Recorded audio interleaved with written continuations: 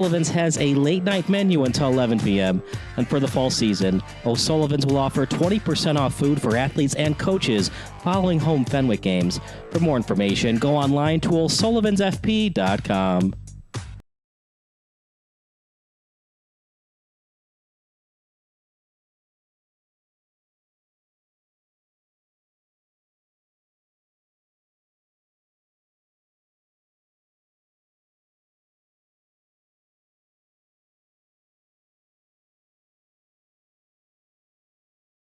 Ever since I was a little kid, I've been interested in the ideas of justice and fairness and equality. That's why I became a lawyer. I have the opportunity to advance these ideals. Now more than ever in our world, it is important that we highlight these issues. It's important that we fight for these issues. And my clients know that Keating Law Offices will not just fight for them, but they will fight for these ideals.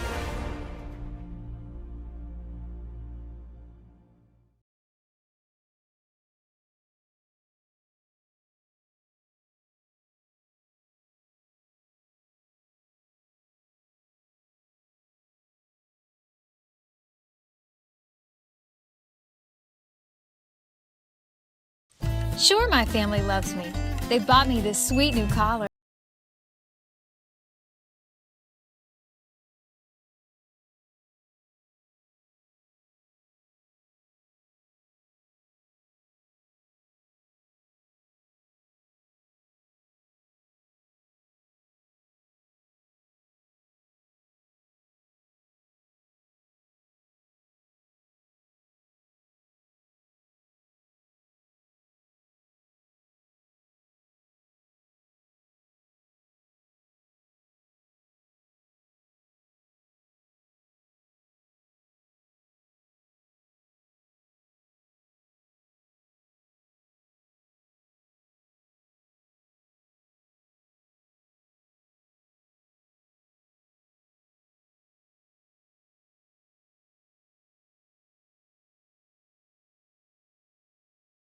Com.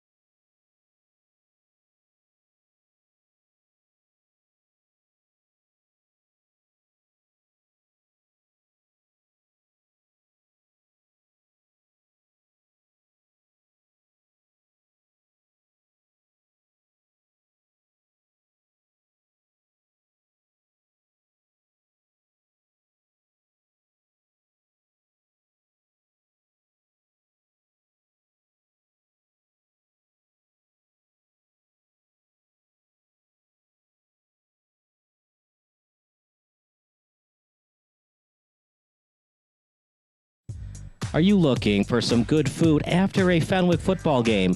Then head on over to O'Sullivan's Public House. Located on Madison Street in Forest Park, O'Sullivan's Public House has daily drink specials alongside a year-round beer garden. Open daily from 11 a.m. to 1 a.m. O'Sullivan's PH offers dinner until 10 p.m. Even cooler, O'Sullivan's offers a late-night menu until 11:30 p.m. on Fridays and Saturdays. On the weeknights, O'Sullivan's has a late-night menu until 11 p.m.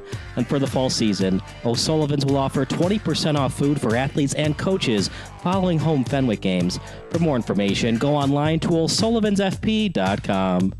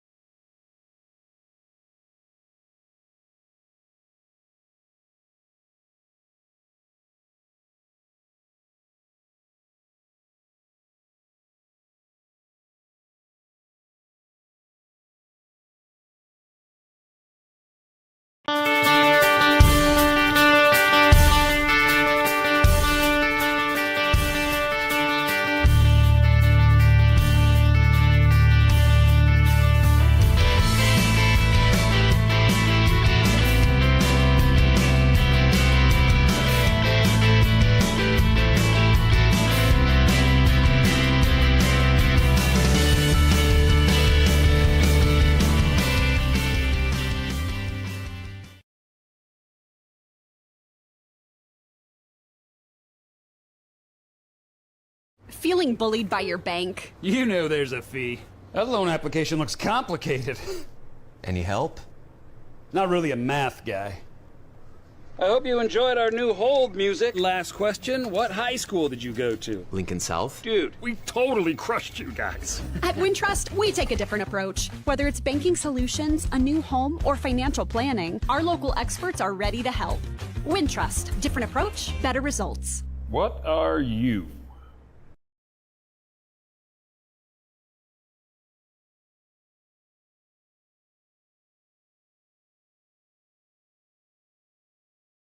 Ever since I was a little kid, I've been interested in the ideas of justice and fairness and equality. That's why I became a lawyer. I have the opportunity to advance these ideals. Now more than ever in our world, it is important that we highlight these issues. It's important that we fight for these issues. And my clients know that Keating Law Offices will not just fight for them, but they will fight for these ideals.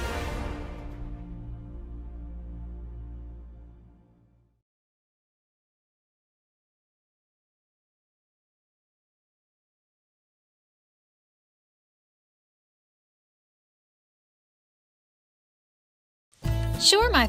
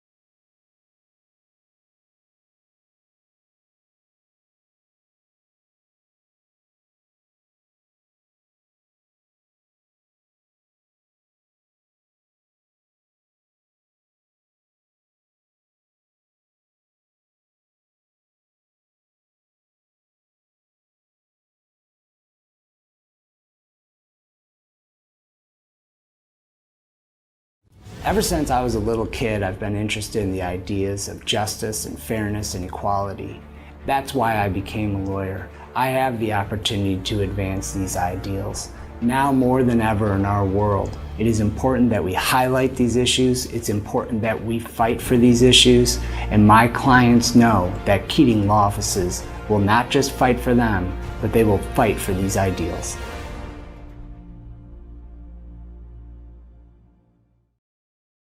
Feeling bullied by your bank? You know there's a fee. That loan application looks complicated. Any help? Not really a math guy.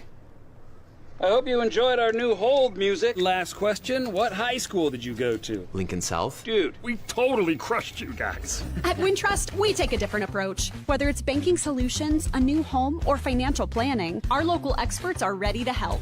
Wintrust, different approach, better results. What are you?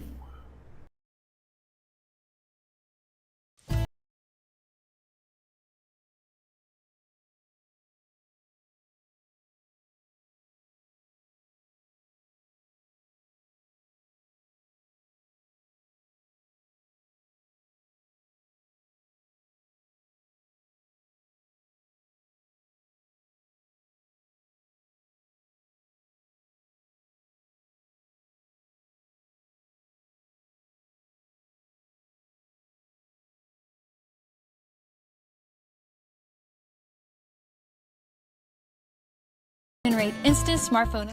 The best things in life are sweet and free too, especially when they come from Chicago's own Sweet Amanda B's. Today, we're celebrating the iconic bakery's 20th birthday. Happy Look, a day over 10. birthday. Absolutely. The bakery began at home with the owners baking desserts for friends and family, and then in 2002, Sweet Mandy B's opened its first storefront. They're known for their old-fashioned desserts, and they were nice enough to send us a bunch of them. Look at these cupcakes. This is what I've had when I've gone there, is these delicious cupcakes. They look right? They're pretty. What do you guys have? Sugar cookie with frosting. I also recommend the molasses cookie. Oh, yes, my goodness, it's so good. Oh, I have Oreo frosted brownie. Okay, and then I'm not sure what this is. It says just dough it. Just dough it. That's Look the at this. cookie Look at with this, you cookie guys. dough There's in something. the middle. Oh. Yeah, and I have a iced Rice Krispie treat that I'm not trading with anyone. You like Rice Krispies, huh? I do. That's really? perfect. Look at this. I feel like you either love them or you hate them. Exactly. Yeah. No in between. All my kids' birthday cakes. This is where you get it Sweet from? Mandy B's for, yeah. Ever since I was a little kid, I've been interested in the ideas of justice and fairness and equality. That's why I became a lawyer. I have the opportunity to advance these ideals. Now more than ever in our world, it is important that we highlight these issues. It's important that we fight for these issues. And my clients know that Keating Law Offices will not just fight for them, but they will fight for these ideals.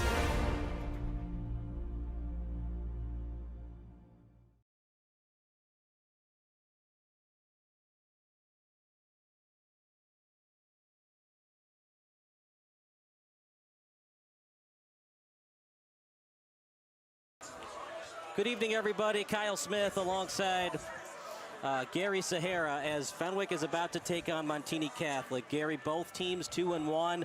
Neither team obviously wants to go to 500. Fenwick was very close to going 3-0. They were down 14-13 on the road at Joliet Catholic. Went for two. The old analytics, actually the new analytics, if you want to go that route. They went for two, went for the win. Unsuccessful. Now they have to win at home to go to 3-1. First of all, it's good to be back with you. It's been a couple of weeks. Yes. Good to be back in the booth. Hold on.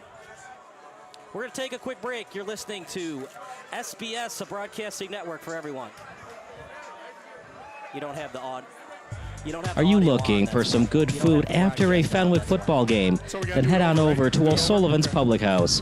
Located on Madison Street in Forest Park, O'Sullivan's Public House has daily drink specials alongside a year-round beer garden.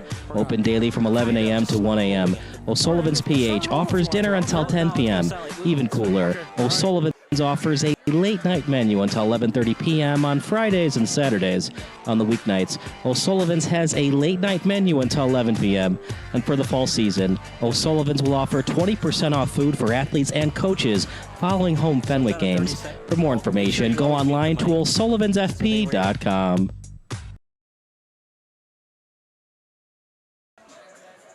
Good evening, everybody. Kyle Smith alongside Gary Sahara. Like we said before, both teams are 2-1. Winner advances to 3-1 on the season. They have 2 games over 500.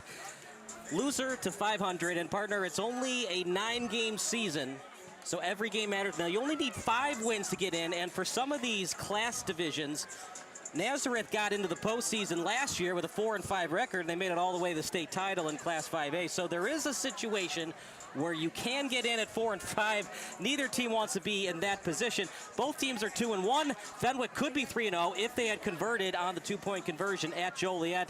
This is a Montini team, very good on defense. 6 different players have an interception. A little bit of a struggle, though, on the offensive side of the ball. Gary, why is that? You know, both teams stingy on defense. Montini's defense giving up 21 points in the 3 games. Fenwick 38. So it's going to be a tale of 2 defenses, but it's also going to be which offense is going to step up. I talked to Mike Bukowski, head coach of the Montini Broncos, and he says our offense is still looking for an identity. And when you talk about the first 3 games of the year, partner, 2-1 each team. This is a make-or-break game for which way this team's going to go for the rest of the season if they do make it in the playoffs. Guy to watch out for Fenwick, the big guy at wide receiver. He's committed to Auburn. He was originally committed to Michigan, but he decides to take his talents to the SEC instead. He lines up at wide receiver. His best position is defensive end. How do you contain him? Are you going to have to chip block all night and double team and force somebody else to beat you? Mike Bukowski, the head coach of Montini, told me this week when I talked to him, he says, we can't worry about him too much. We've got to do what we got to do. It's our offense. We're not playing against one player. We're playing against Fenwick. We're going to be aware of him obviously, because he's the #1 defensive lineman in the state, top 25 in the nation. So the guy's got credentials. He's a stud. We're going to see what happens. But that offense, again, he's talking about having an identity, and their receiver core for Montini, not bad either. But Fenwick's receiver core, Matt Battaglia says these guys are studs. They can fly, and they're probably going to get a lot of the balls tonight. For Montini, it's been a little bit of a struggle with the kicking game. They have not made a field goal yet this season. For Owen Burbridge doing the kicking for the Broncos this season. In terms of their offense, do they consider going for it all the time, even if they get the ball inside the 20? Well, they lost Laddie Ase to an ACL injury, so he's out for the season. Isaac Alexander, JoJo James, and Jeremiah Peterson taking up the majority of the running game, especially if they're in the red zone. So he's got 3 running backs to use in the red zone, and again, how is this offense going to respond to a defense like Fenwick? They haven't faced a team like Fenwick so far this year. So we're going to see what happens. I think, the running game and whose offense is going to step up, and we talked about it when we worked that Bartlett game, the intangibles. What's going to happen? Turnovers, right? So that we're going to see who's going to make plays and who's going to come ready to play tonight. Let's talk about JoJo James for a second here. 12 carries, 123 yards for the Broncos. Does that mean they should get him out on the edge, jet sweeps, get him out in space, see what he can do? Yeah, I think I talked to a coach this week, and he said that, maybe do some screens, but, play action passes. And they've got an offensive line that's big, so they want to move the ball as well. So I think we're going to see a lot of runs between the tackles tonight. Jamin Williams, man, he was fantastic against St. Ignatius. 3 touchdown passes. He's just a junior. Will that somewhat lack of experience come into play tonight against a tough Montini team who was in the semifinals of Class 4A last season? I don't think so. This kid's been playing since 4th grade, and Matt Battaglia is so high on this kid. He's locked in.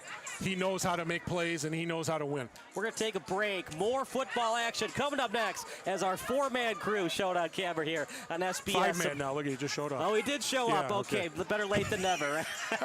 Our 5-man crew now. You're watching SBS, the broadcasting network for everyone. No, mute first.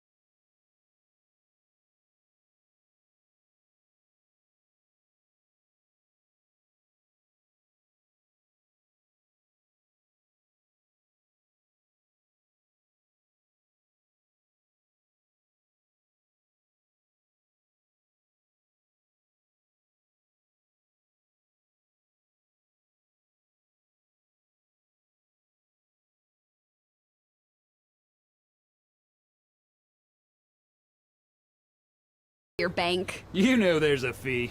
That loan application looks complicated. Any help? Not really a math guy.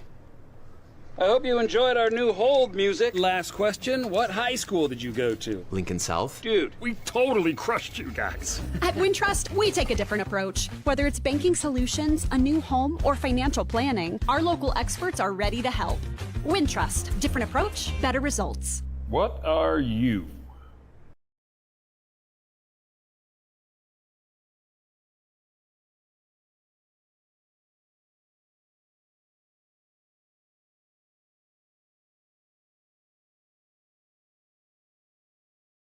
Ever since I was a little kid, I've been interested in the ideas of justice and fairness and equality. That's why I became a lawyer. I have the opportunity to advance these ideals.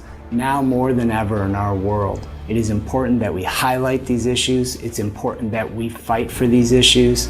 And my clients know that Keating Law Offices will not just fight for them, but they will fight for these ideals.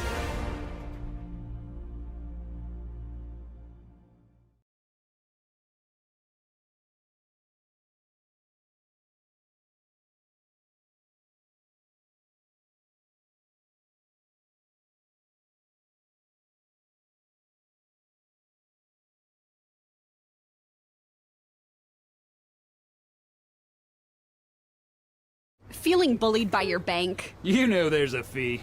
That loan application looks complicated. Any help? Not really a math guy.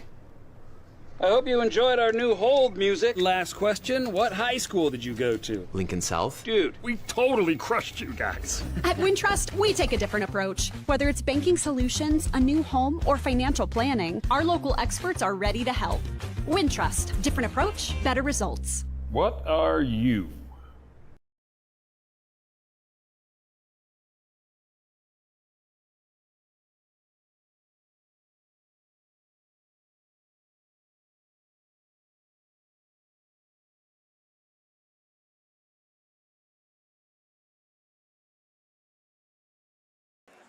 Back from break, I'm Kyle Smith alongside Gary Zahara. Game starts in about 8 minutes, Gary. I think it's going to be a Fenwick win, but I think it's going to be an old-style bloodbath in the trenches. I like Fenwick 21, Montini 14. Hey, before we talk about predictions, what another great night. Summer is given one last roar. Summer's given one last roar. The weather's beautiful. It's going to get a little cooler out here. It was much hotter when we came up here to set up our equipment. But, I'm looking for maybe Montini to make a statement. This is more of a statement game for Montini, although Coach Matt Battaglia talked about having a bad taste in their mouths after the loss to Joliet Catholic going for 2 points. Joliet Catholic, if you walk in that school, all that hardware up and down the hallway, a 14-13 score is quite impressive. Yeah, it sure is, isn't it? Now, Parter, we've talked about how important it is to run the ball. The good thing is about tonight, there isn't a lot of wind resistance. You would think there would be as we get very close to the month of October, but it feels like a July game tonight with no wind resistance. Do you want to have more of an air attack if you're the offensive coordinators for Montini and Fenwick? Again, it's still a little bit humid outside, so what's going to happen is you're going to have to keep hydrating the players. When we did that game at Bartlett, it was hot. Some players were cramping up. So I think we're going to see which team has the most energy, which team came in prepared this week to practice in the heat and get their bodies used to it. Because next week we're dropping down to the 70s and 60s, and it's going to be perfect football weather. Final thoughts about tonight's game. I said Fenwick 21, Montini 14. Do you like the visiting team or do you like the home team? Technically, it's a neutral site game. True. Montini's got hardware as well. They're 6-time state champions. So I think, again, this is a game that Montini needs. I think they will come out victorious. I think it could be 21-18 Montini. All right, 21-18. So that would mean that Fenwick either misses an extra point or they get the field goal first, and they have to get the touchdown 2-point conversion, then another touchdown and another PAT. Right, we can't agree on everything we're doing, right? You know what I mean? Okay. Yeah, I mean, we need to get ratings, right? We got to get the Skip Bayless, Stephen A. Smith type of ESPN First Take stuff. We need the views on SBS. Here's a trivia question for you. Yes, sir. Do you know what ESPN First Take was originally called? Home Alone. Do you know or no? No, I don't. Cold Pizza. Cold Pizza? I thought that was an awesome name because it aired at like 10 a.m., the perfect time to eat cold pizza. Cold pizza is actually healthier than pizza right out of the oven, if you can believe it. Is that true? Where did you hear that? Have some cold pizza in the morning for breakfast. Do you have a friend who's a cardiologist? I did have a heart attack, so I got a stent in. I got 2 stents in, so pizza. I'm a pizza guy. Where did you hear that, though? I'm curious. It's a long-standing statement, like a myth back when I was growing up in the 70s and 80s. So. All right. PA announcements coming up next, as well as the national anthem. It's the Broncos, the visiting team, on the road, taking on the home team Friars here on SBS.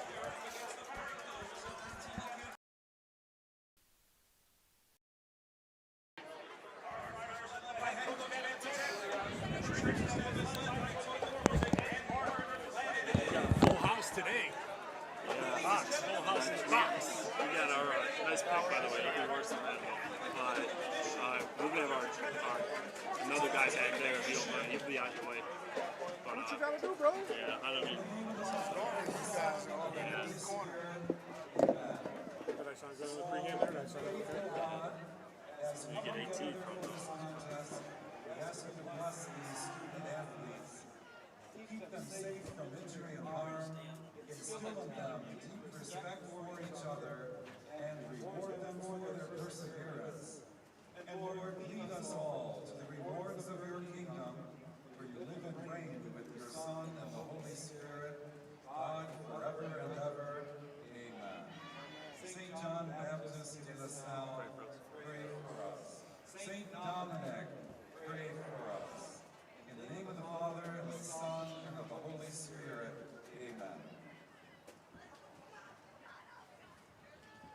remain standing playing our national anthem performed by the Fenwick Pep Band. Which guy's going to be sitting?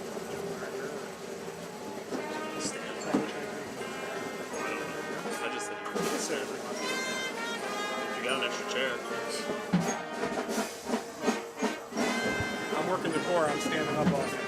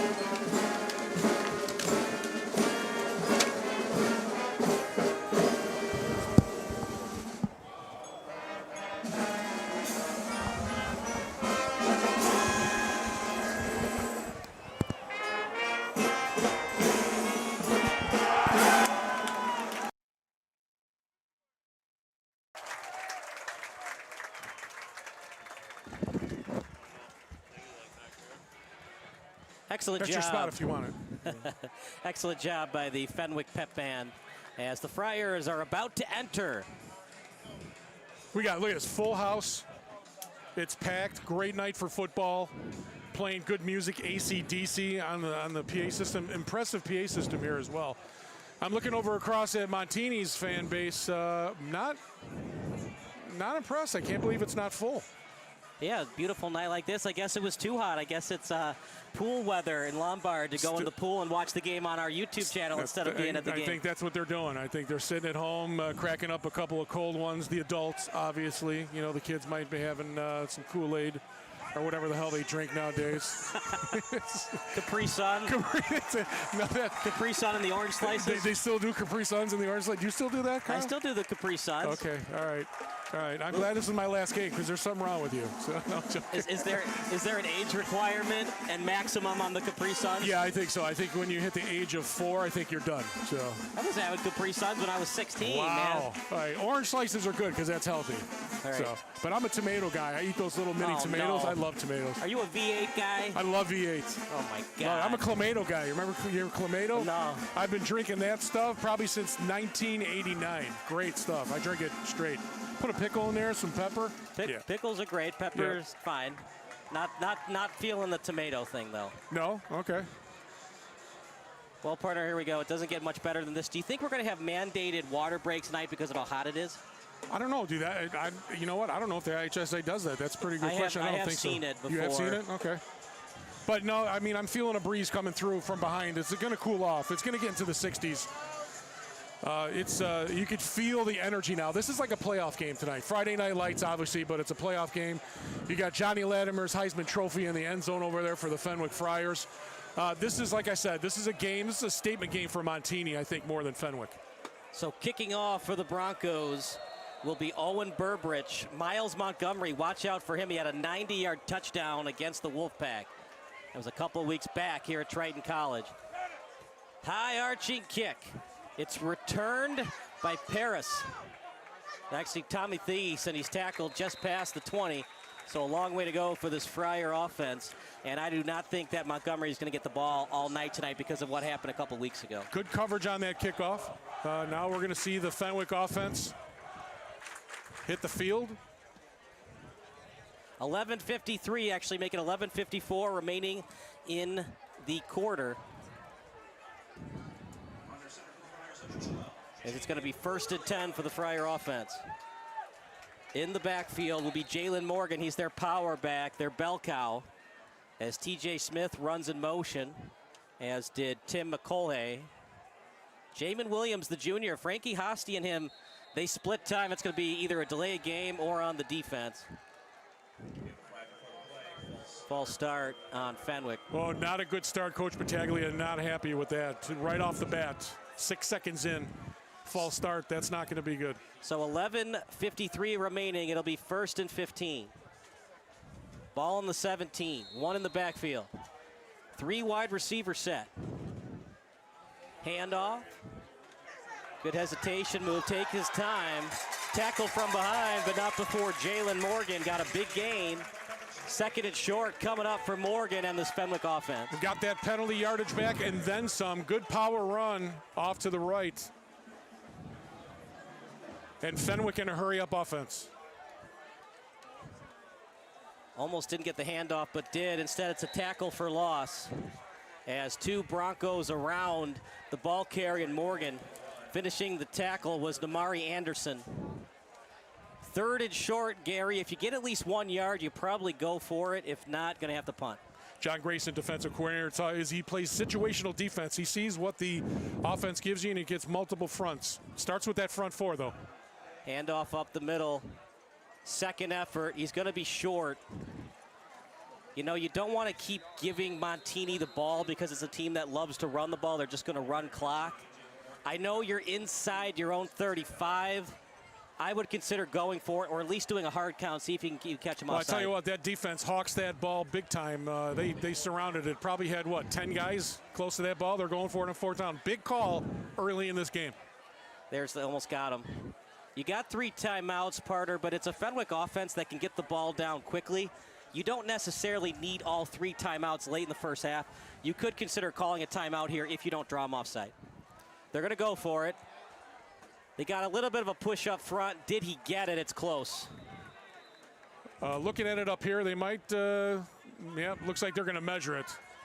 Which is rare in high school football. Not a lot of measurements, especially this early in the game. You got J.C. Hayes, Nico Castaldo, Doug Mateo, and Amari Anderson up front.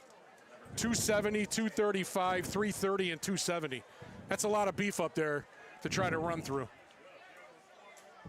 I don't love the spot if you're a Fenwick fan. Yep. Going to come back and get a measure. I think they're short. From looking up from here, I think they're short.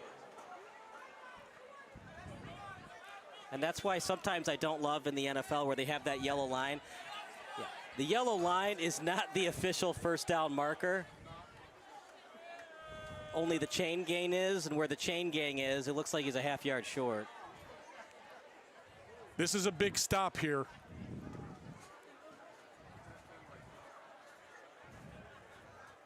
Montini gets this stop and gets a shot at offense. This could take the momentum quickly in Montini's favor.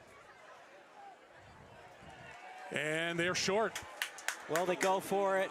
Gary, I don't hate the call by Matt Battaglia because it's a Montini offense. They can just run you out of the building with their running game. But again, you're running that front 4. It's got a lot of beef up there. That's a tough call. That's a big call. Matt Battaglia has got a lot of confidence in his offense, but I think maybe a play-action pass and a roll out there on 4th and 1. Or just call the timeout and punt. They almost threw him offside, so yes. The play call was somewhat there. You know, it's easy to say in hindsight, right? It's easy to play Monday morning quarterback or be the 500-pound armchair quarterback, armchair head coach. 1st and 10 at the 32.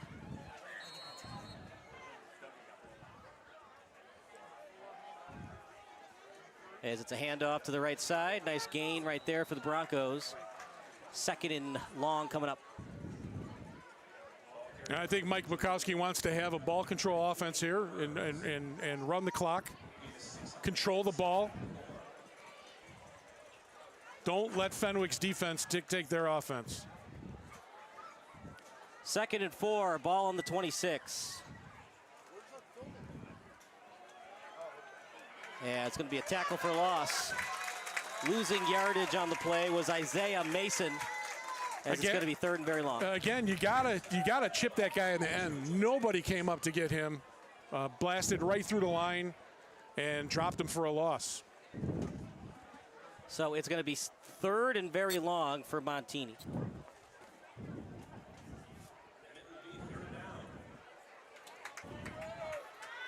Third and 9.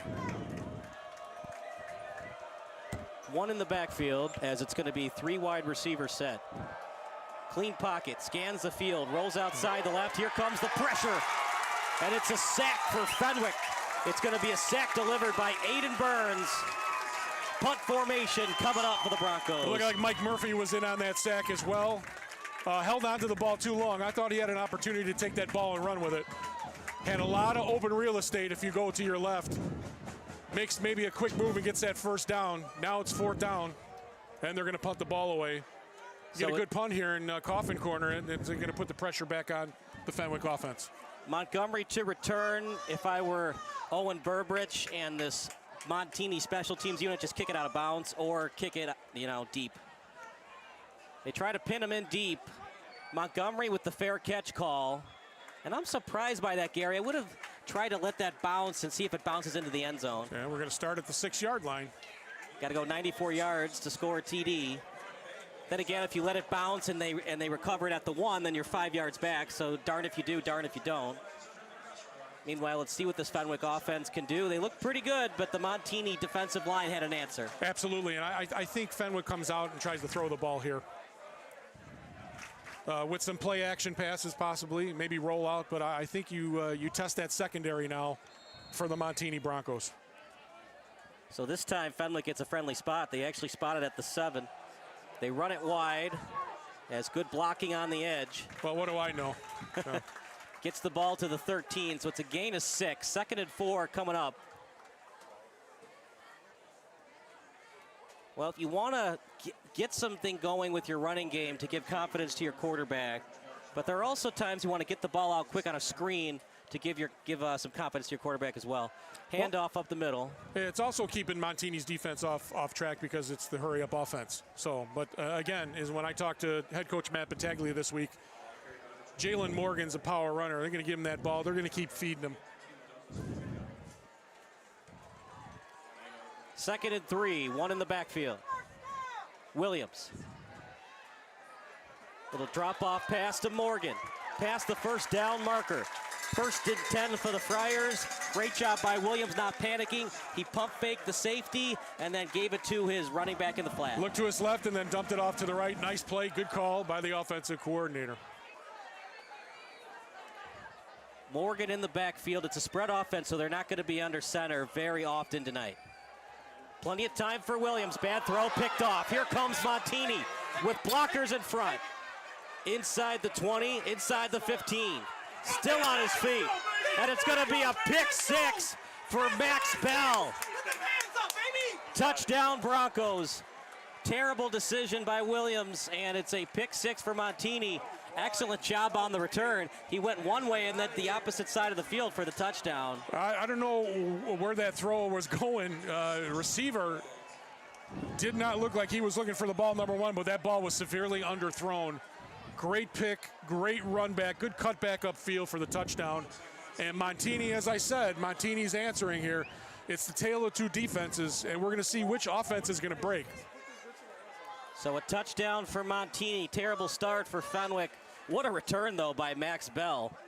Going for 2. And instead, they actually are going to go for 2. At least that's what we see right now. If they don't like it, then they might just call a timeout and get the kicking team out there. But nope, they're going to run it. Handoff off the left guard. And it's in for 2 points. Untouched. Not even touched. I mean, you don't expect that, right, on a 2-point conversion attempt. Usually it's a bootleg play or a shotgun play. That was just I formation. Let's see if you can stop it, and Fenwick couldn't. Again, we talked about intangibles. Here's a turnover. They get that turnover. They get that touchdown, and Montini comes right down. Oh, wait. Oh, wait a minute. That play wasn't, the interception was not a touchdown. They got to put him down at the 1. Okay. Wow, okay, interesting. All right. Because they did, I saw the hands go up for the touchdown. Anyways, so no pick 6 for Max Bell. So if you had Max Bell on your fantasy team, you're not so happy tonight, right? No, I'm wondering what that far official was doing. He gave the touchdown signal. We didn't miss that. We did see him signal the touchdown. Okay. Anyway, so it's a it's a 1-yard touchdown and an extra point. So it is not 8-0. It's 7-0 in favor of the Broncos. We're going to take a break. You're watching SBS, the broadcasting network for everyone.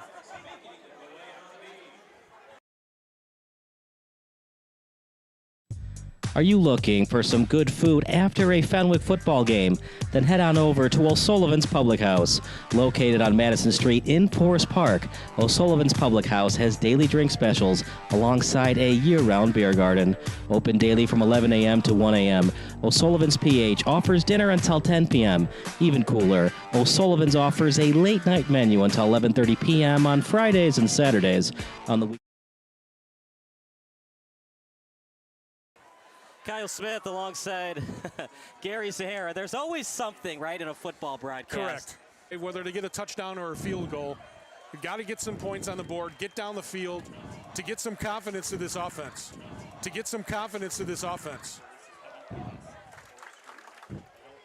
First and 10, ball at the 25. Again, where we have a quarterback who's the man, we have to see if he's going to step up and be a leader here.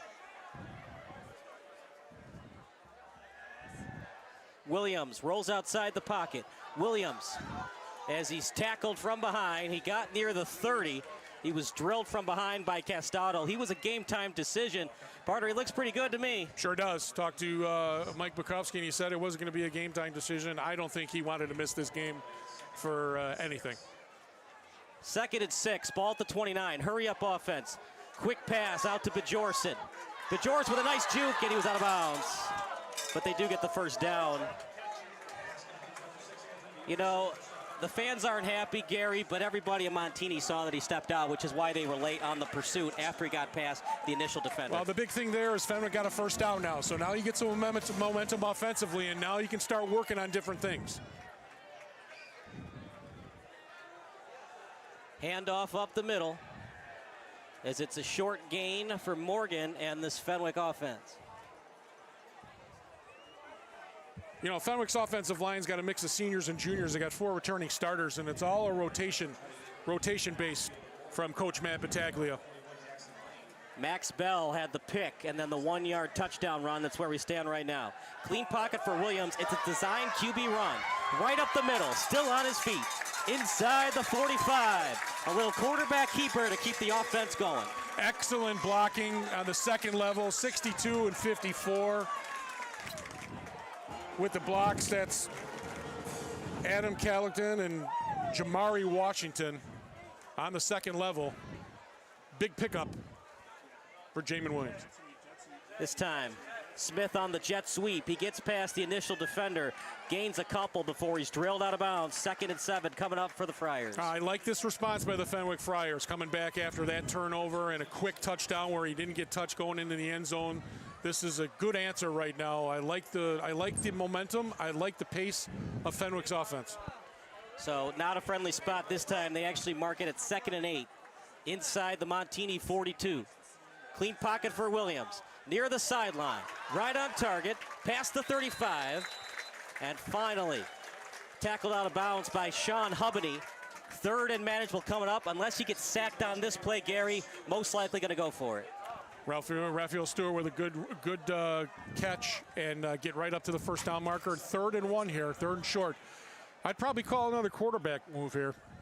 Maybe roll him out of the pocket. You want to go to the edge? Because I think I think Montini's playing that run up the middle. I think you're going to make Jamin Williams beat you on the run. Williams, quick pass.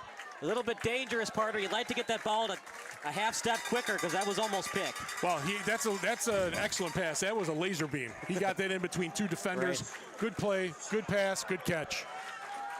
A little bit, giving me a little gray hairs though. A little bit of a cardiac event there. And you know, Fenwick's got momentum here. This time, handoff to Morgan. As the blocking was not there by Smith. Loss of yardage. Gary, do you like that he stayed with the block to get to the outside? Or when you see that your wide receiver is having trouble blocking, should you cut it back inside? Well, if he cut it back inside, he still would have been nailed. That was excellent pursuit by the defense there from Montini.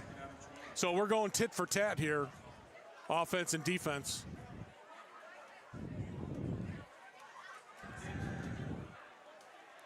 That pass in the middle, and it's dropped.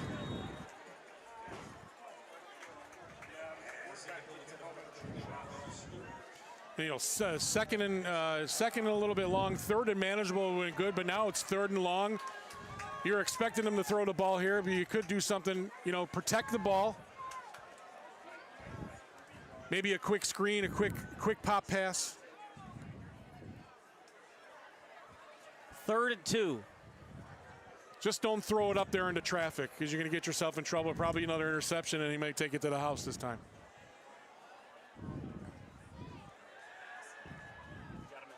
Right down the seam.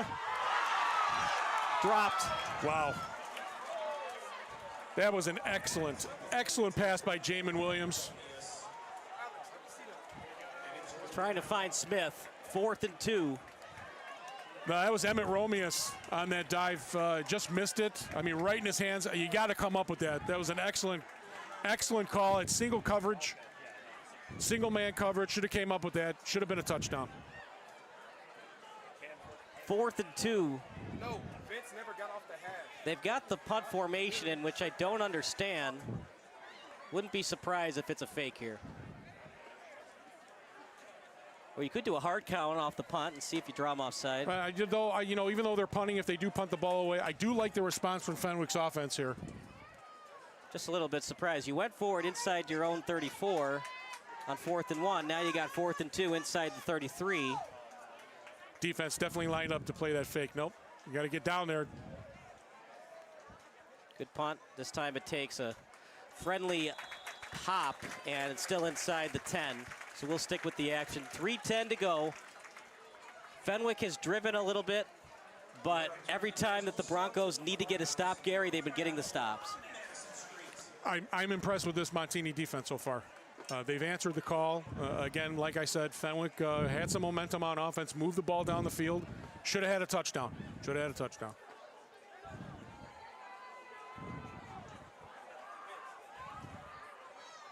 Now we're going to see what defensive coordinator Nick Helkias has dialed up. He likes to do multiple fronts as well, attack the ball. Nick Marshall's the stud on that defense. Handoff off the left side. Gets a couple. When I talked to head coach Mike Bukowski this week, he said, you need to account for Nick Marshall, but it comes down to controlling ourselves, not the opponent. So, again, Montini needs to control what they can control their offense, and then just, account for Nick Marshall, chip him. I think that's what's happening right now. He's getting double teamed, but he's getting in the action. He hasn't made any plays yet. Hasn't been a force yet. 2nd and 7 at their own 12. If you're just joining us, the only touchdown was scored on defense. Max Bell with the pick, and it got him to the 1-yard line. As that handoff up the middle.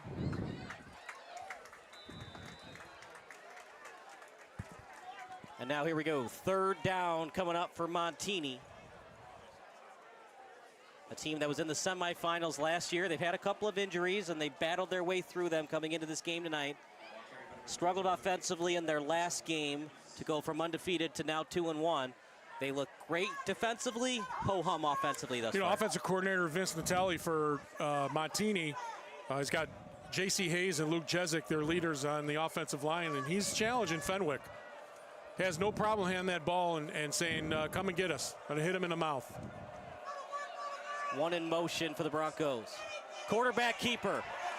Can't break off the original tackle, and then the pursuit comes.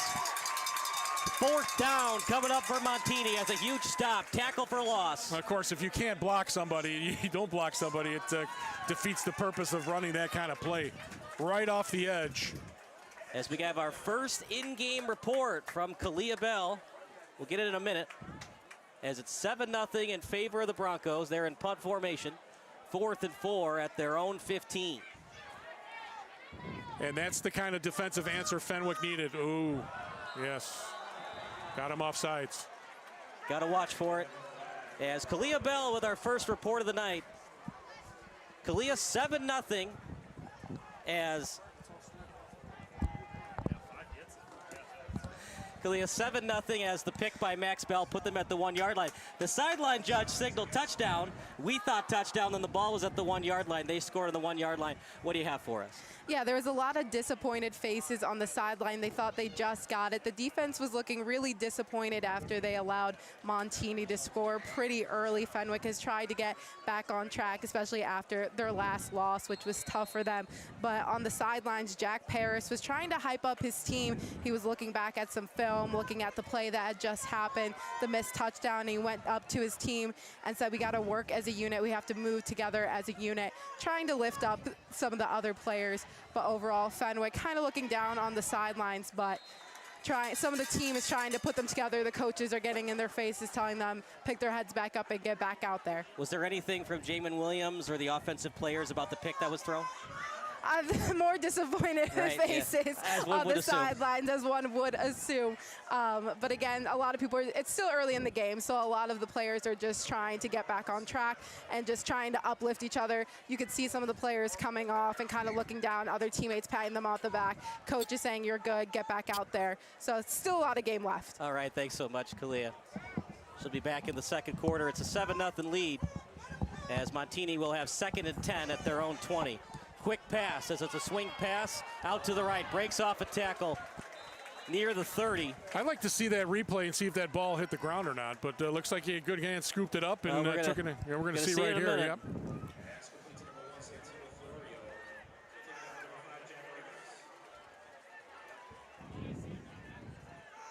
Santino Florio, one of the leaders as the wide receiver on that offensive crew.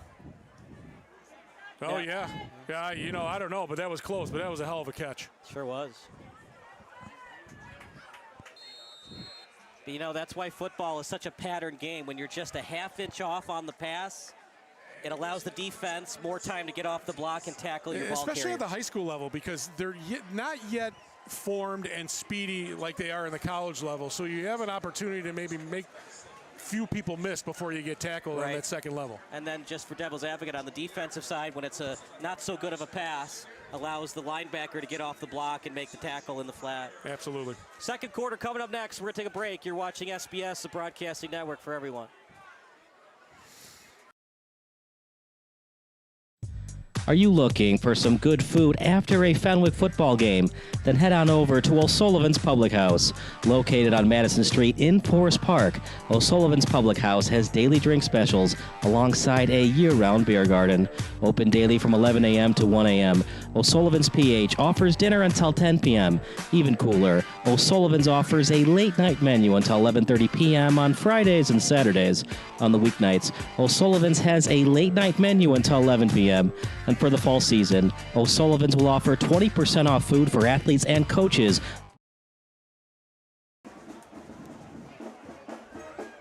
Kyle Smith alongside Gary Zahara. It's 3rd and 2 for Montini. When Fenwick was in this position in the first quarter, they decided to go for it. Will Montini do the same? I'd be a little surprised since they're up 7-0. Yeah, I would agree with you. I would kick the ball, unless it's inches, 4th and inches.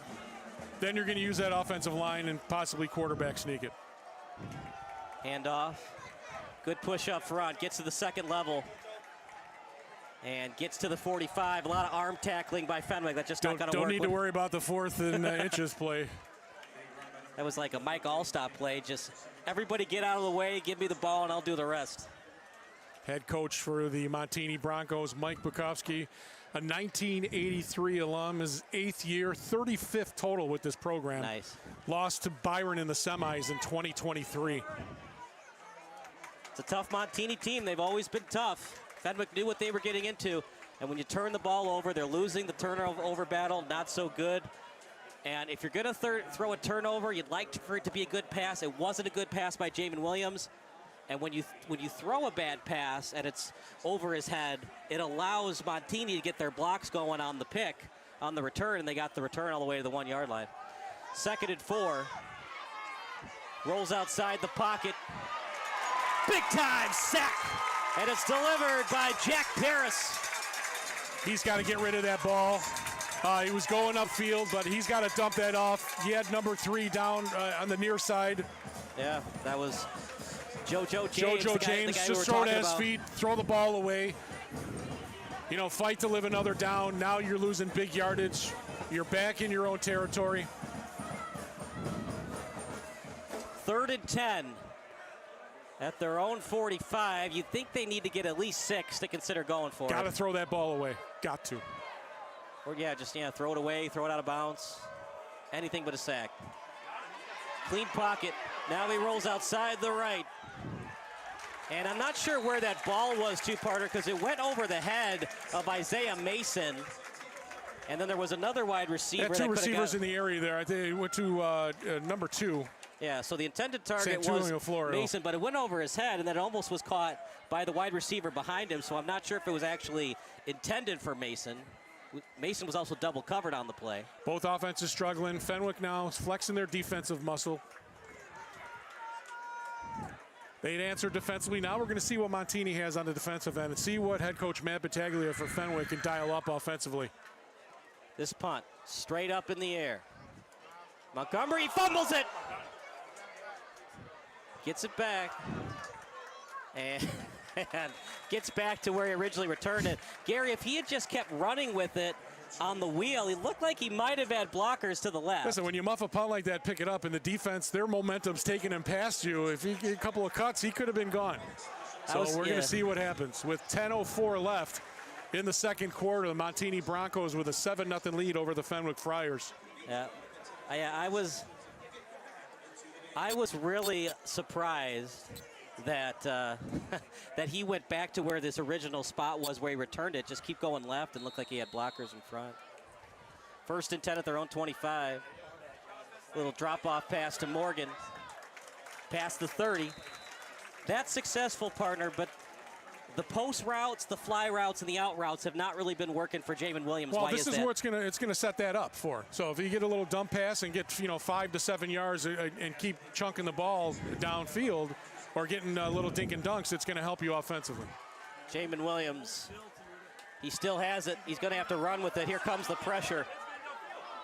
And I'm not sure if 55 was lined up as a receiver. If not, that would be intentional grounding. Because the closest receiver to the ball was 55, Gianni Bertacci, who was only listed as an O-line unless he was eligible on the play. It looks like the officials missed that one, but Nico Castaldo with major pressure. But there's the difference right there. Get rid of the ball. Instead of taking that sack, throw it in the area. Now you live. It's 3rd down, still manageable. Now, if your hand's going forward and it's knocked forward, then you're not trying to get the ball to 55, so then they wouldn't call intentional grounding. As that handoff for short gain. It didn't look like his hand was hit, though, and I watched it on replay. It looked like he was trying to get that ball to 55, and that's big because it would have brought them back 10 yards, which means 10 more yards of field position on the corresponding punt for Montini. I'm impressed with Montini's front four. Their run defense has been solid so far. It's definitely making a statement in this first half. If you were to twist my arm and say, who's got the upper hand, it's Montini on both sides of the ball right now. 4th and 3. Players of the game, this entire Montini defense thus far. Yes. Led by Nico Castaldo, because he's making a difference right now. It's not easy when you play hurt, but you know what? After week 1, everybody's hurt, right? You just battle through it, and you become a football player. Nick Marshall for Fenwick has not made his presence felt yet. Great punt. And Gary, if you're a young fan wondering, well, why didn't the returner try to catch it going backwards? It's so hard to do. That's why Willie Mays is in the Hall of Fame with that Willie Mays type of catch. Oh, if he catches that ball, he's got 4 Fenwick Friars right on his butt, and he's going down. He might give that ball up and get a touchdown for Fenwick on the punt return team. And it's not easy when you get tackled on your hip like that, because he would have caught it, with his hip approaching the defense, the special teams unit. And your momentum's taking you back towards your own end zone. Yeah. You hope you get a Montini hop where it hops off the 25 and lands at the 30. That time it didn't. Great punt by Noah Sir. 1st and 10 at their own 20. Fenwick's had answers on defense most of the night. Quarterback keeper, and he's either going to be spotted at the original line of scrimmage or he lost a yard. Jack Paris again, busting that line. Leading tackler for the Fenwick Friars. We do have live stats tonight, brought to you by Stat Crew. We'll let you know the live stats as they appear. 2nd 11 at their own 19. Quick pass. Good blocking, but Fenwick on the pursuit, able to get him as he got past the 25. They brought in Israel Abrams on that play. The head coach Mike Bukowski says sometimes they use different quarterbacks for different situations. 2 quarterbacks, a lot of RPO sets for Montini. 3rd and 5 at their own 25. Rolls outside the pocket. Here comes the pressure. Big time play by Jack Paris. Gary, we were wondering if this Fenwick 10 men would step up to the plate, if Nate Marshall would be double teamed. Jack Paris is leading the way tonight. Nobody's accounting for Jack Paris right now. He's getting basically into that backfield untouched. Good play by having his hands up, knocking that ball down. Avoiding a penalty, maybe a shot to the head. Good defensive stand by the Fenwick Friars. Anything that Abrams can do at the quarterback position to try to get that ball off and try to complete the pass? I'd run it, just tuck it and run. 4th and 5. Pressure comes, not a good punt. Ooh, man, that might have been tipped.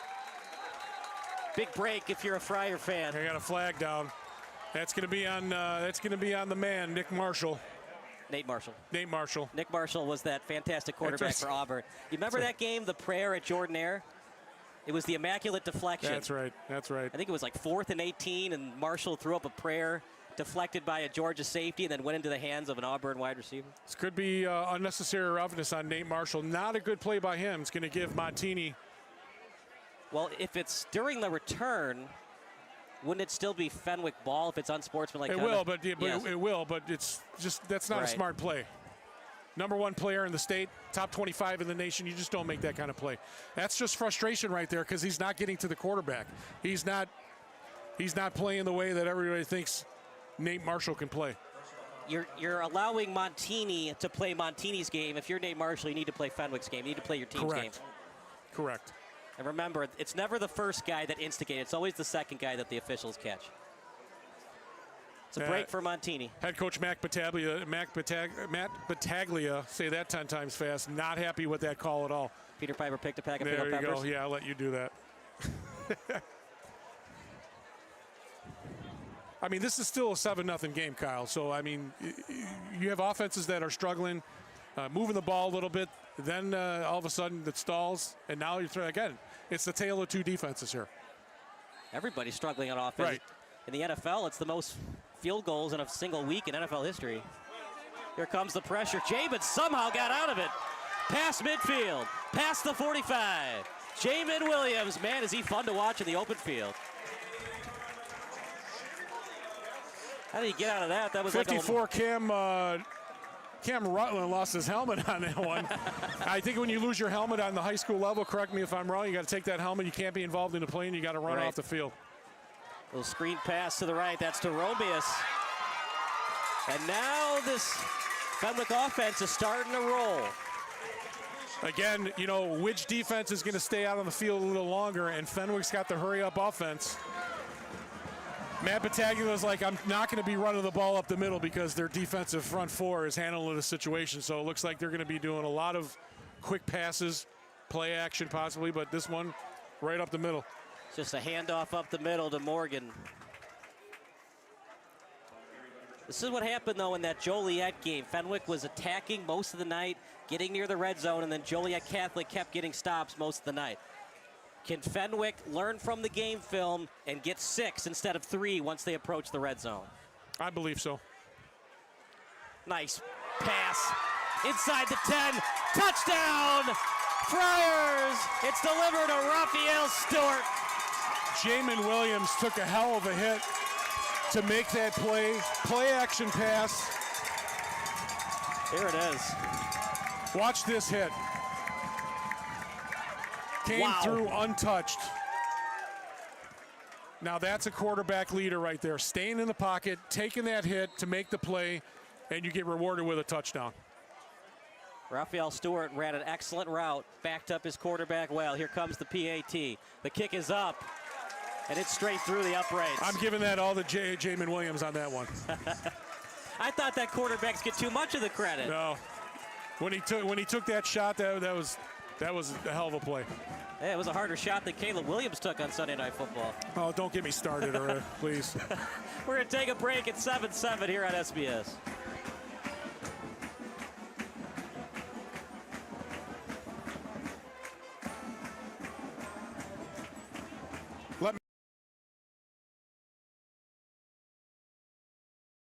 Feeling bullied by your bank? You know there's a fee. That loan application looks complicated. Any help? Not really a math guy. I hope you enjoyed our new hold music. Last question, what high school did you go to? Lincoln South? Dude, we totally crushed you guys. At Wintrust, we take a different approach. Welcome back, 6:37 left. First half tie ball game. Montini Broncos and the Fenwick Friars at 7.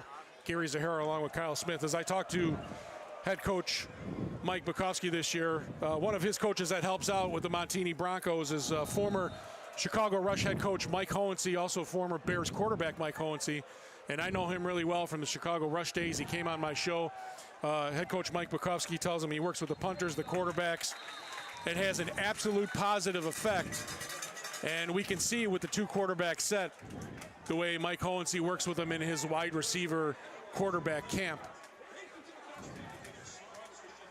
Can't go wrong when you have a former Chicago Bear quarterback and the last head coach to bring a Chicago football championship to the city of Chicago.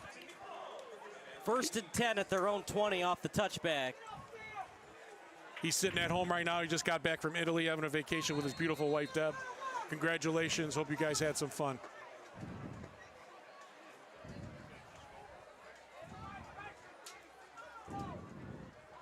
Now can Montini answer? This time it's a option play.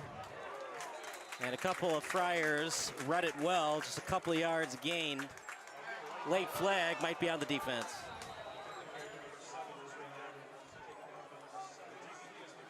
Usually when the flag's called that late, Gary, it's usually on the defense. You can't, again, I just throw my hands up, Kyle. I just don't understand. You've got to control yourself. It looked like it was a shoulder hit, maybe taunting on Jack Paris. They're talking it over, which I like, Gary, because this is a big call. But it's unsportsmanlike conduct. It gives Montini 15 yards, which they really need because their offense is struggling right now. And see, not a good play by Paris, because you score that touchdown, you get that momentum, but it's on Montini. I'm surprised because it looked like clean blocks, but what a break for Fenwick. What a turn that was. We thought it was going to be 1st and 10 on the 35. Still going to have to control your emotions. It's a big game. It's tied up. Probably a little smack talking going on in the field. Usually that happens. On a football field, you can get away with it more than a basketball court because it's 84-50 on a basketball court. So the ball's on the 7. If I'm Fenwick, I'm coming with pressure. Should be 2nd and 17, I believe. They're trying to fix it on the Jumbotron.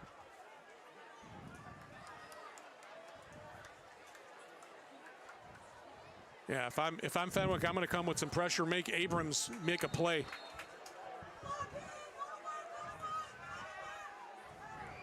Handoff on the jet sweep. Barrels through a defender. And just barely got to the original line of scrimmage. You might have lost a yard. Nice block, or else he would have lost some yardage and probably got to the goal line. Whoever clipped him off on that play. Yes, we'll watch it on replay in a second.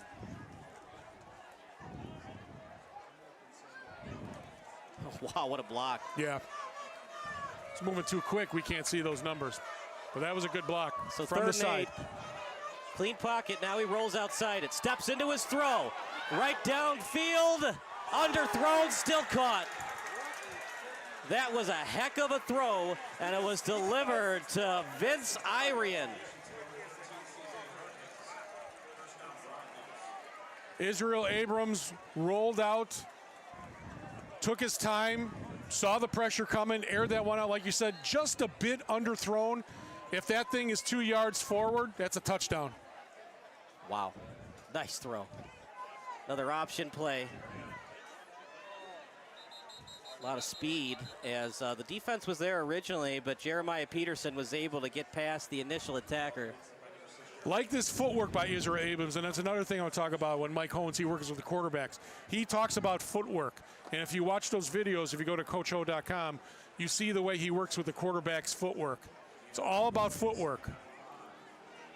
Accuracy has been a little bit of a struggle as that screen pass out to the right near the first down marker. Both quarterbacks come in completion percentage under 51%. That pass, if it was 2 yards downfield in stride, it would have been a touchdown pass. And those are the little things that go from 0 points to 6 on the Jumbotron sometimes. True, but I like the way Abrams is running the offense, and I like the answer by the Montini offense as well. This time Abrams will run it himself. Abrams goes into contact. How much do you trust in Owen Burbridge if it gets to 4th and 5 or less? Do you go for it, or do you try to kick to get the lead? I mean, if you can you make a 30-yard field goal in high school? Is it? Of course you can. Okay. Well, but you got to have the guy to do it. You got to have to take a chance. I don't think you go for it on 4th down all the time. My question is, then why have a kicker? Right. It happens, man. I remember when Mason Crosby was having his struggles with the Packers. He had a great career with the Packers. I think he missed like 10 kicks one year. It was like during the 2015 season. A lot of fans were clamoring for him to be released. This is the guy that kicked for them in the Super Bowl. That just shows you how much fans they turn on you in a second. They stuck with him, then he made his next 6 in a row. It happens, man. There's guys like Blair Walsh, they're perfect. He misses that 28-yarder in the playoffs for the Vikings, and he was never the same. You can go both ways as a kicker. Gaetano Carbonaro back in for the Montini Broncos at quarterback.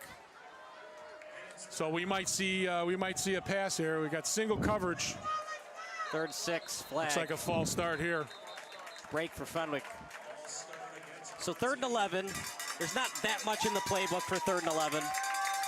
I take a shot in the end zone. You got single coverage with Santonio Florio at on the near side here. James. You got to click on this. And C.J. Harkins.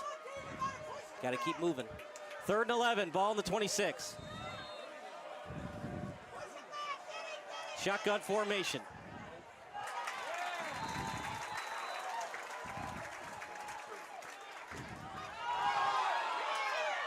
And there's a late flag on the play. Paris was around it. No, it doesn't look like they got a flag. Well, I mean, here you got to make a decision. Looks like you're going to go for it, as you talk about. No confidence in the kicking game. 4th and 11 on your 26. That's a long field goal in high school. That'd be 43 yards. Yeah. You know what? I mean, take a chance, put it in the end zone, see if you can get a flag, and put the ball on the spot. Or just throw it right at the 1st down marker, too, if you want. Throws it to the end zone. Not even close. Some minor contact. It was not a catchable ball. If he's pushed out of the end zone, that is interference, but I don't think he was pushed out of the end zone. Yeah, I think you go, you stack that one side and just run crossing patterns because it's hard to run. Again, remember, north and south, easy to do. East and west, when you're following the play, you get an opportunity to dump that ball and maybe get a catch or run after catch.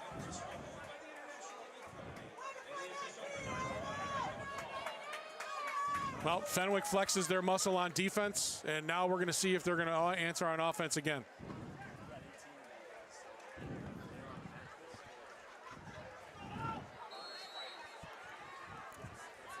.343 remaining. 1st and 10 on the 26.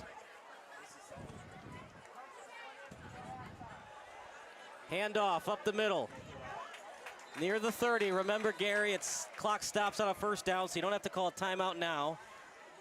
With 3:11 to go, you might call one when you get your next 1st down. Well, with the hurry-up offense, it doesn't really matter. Again, you're going to take up some chunks. You're going to get some chunks of yards on the run, and then work that play-action pass.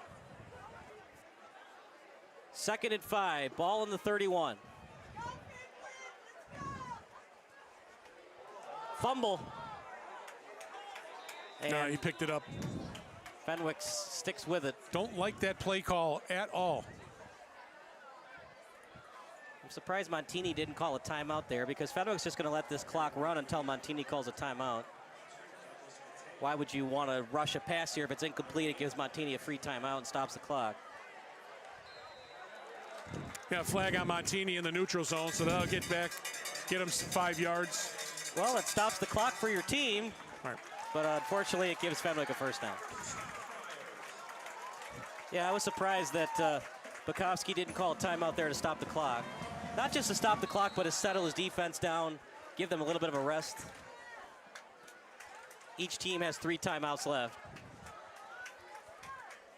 Now clock continues to run with 2:14 to go. Hand off to Morgan. Up the middle. I'm wondering why the play calls. Yeah, your hurry-up offense, but the clock is running. Not getting anything up the middle, but they still want to run the ball up the middle. Little drop-off pass.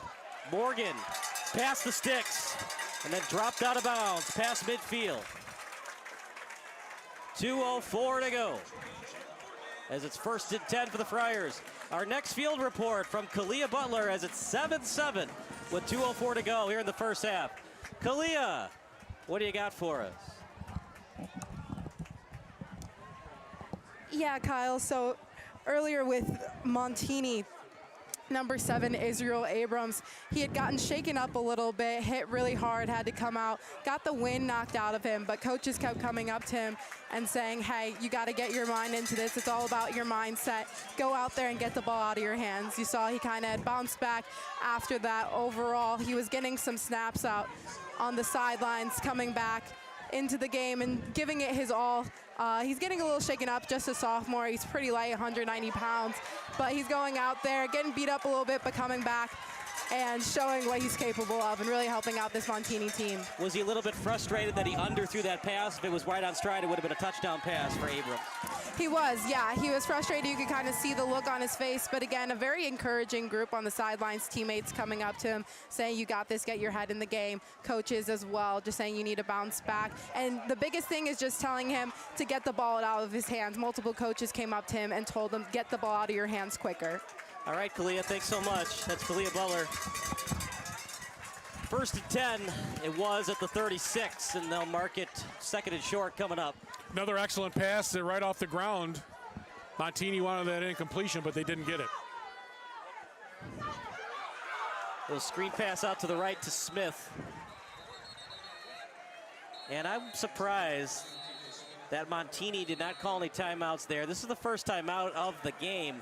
Great play by Nick Arion there on that quick pass. Again, nobody accounted for him on defense. He got in there, shot in, and took him down for a loss of looks like 3 or 2.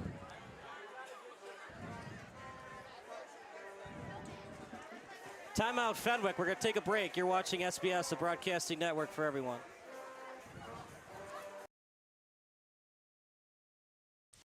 Sure, my family loves me. They bought me this sweet new collar. My dog bowl is always full of Fido's finest. Heck, they even take care of the personal stuff on my walk. Come on, who does that? But what really sealed the deal for me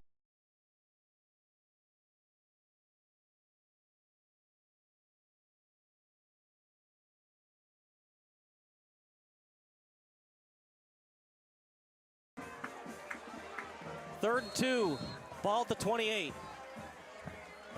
53 seconds left. Quick pass, and it's out to Romeus as he was stopped just before he got the 20. 1st and 10 for the Friars. Unlike Montini, they do have a kicker they trust in Noah Sir. We were here last year when the lights went out against St. Francis. Then they brought the lights back on 20 minutes later, and then Noah Sir right through the uprights to give them a 7-16 win over the Spartans.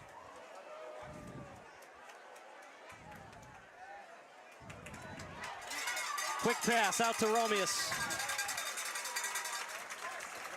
Fenwick obviously now throwing the ball. They probably Matt Battaglia's like, we're done running the ball. We're going to do the quick pops and going to make Montini come up and play man-to-man. Jam that receiver possibly.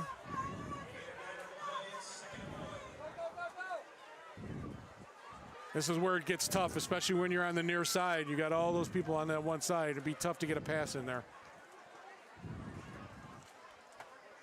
2nd and 1, ball at the 12.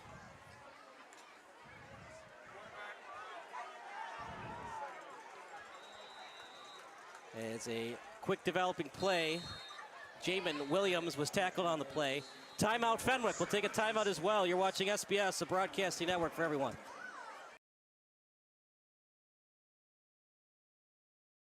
Sure, my family.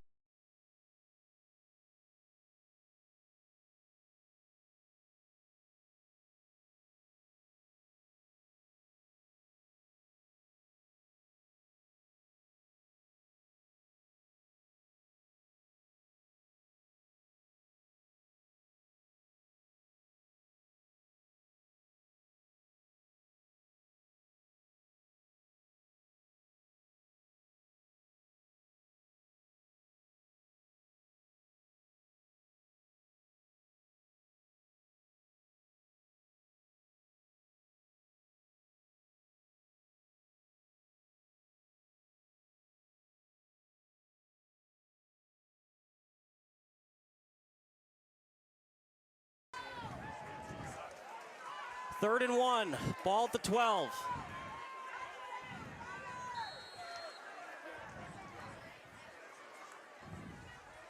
Williams, quarterback sneak. Near the 5, inside the 10. They move the chains as the red zone offense in style right now for Fenwick. One in the backfield, hurry up offense. As he's tackled from behind the line of scrimmage, that time by Hayes. He's had a quiet night, but when they need him most, he's there to deliver. Again, that front four, they make the noise for the defense. You got the secondary with the Arion boys, Nick and Vince. They're both twins. Isaac Alexander, Max Bell, Sean Hubany. You know, in the weekly chat with head coach Mike Bukowski, 28 seniors. They've been through a lot, he said, after COVID. This is a team that's gelled, that they're together, they're close.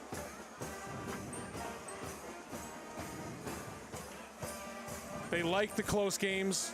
He believes that they're a playoff team this year, and he believes that they're better than last year in their loss in the semifinals to Byron.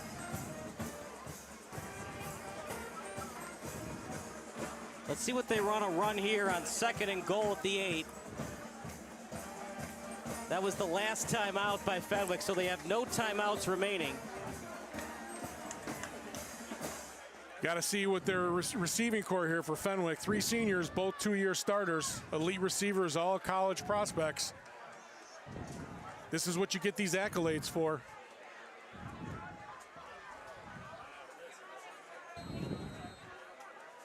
Who's going to make a play here for Fenwick?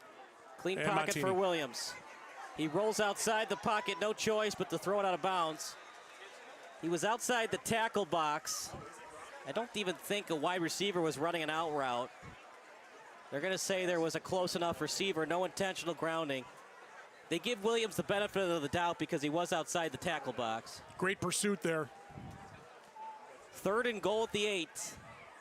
Got to get at least 5 yards to not kick the field goal and go for it instead.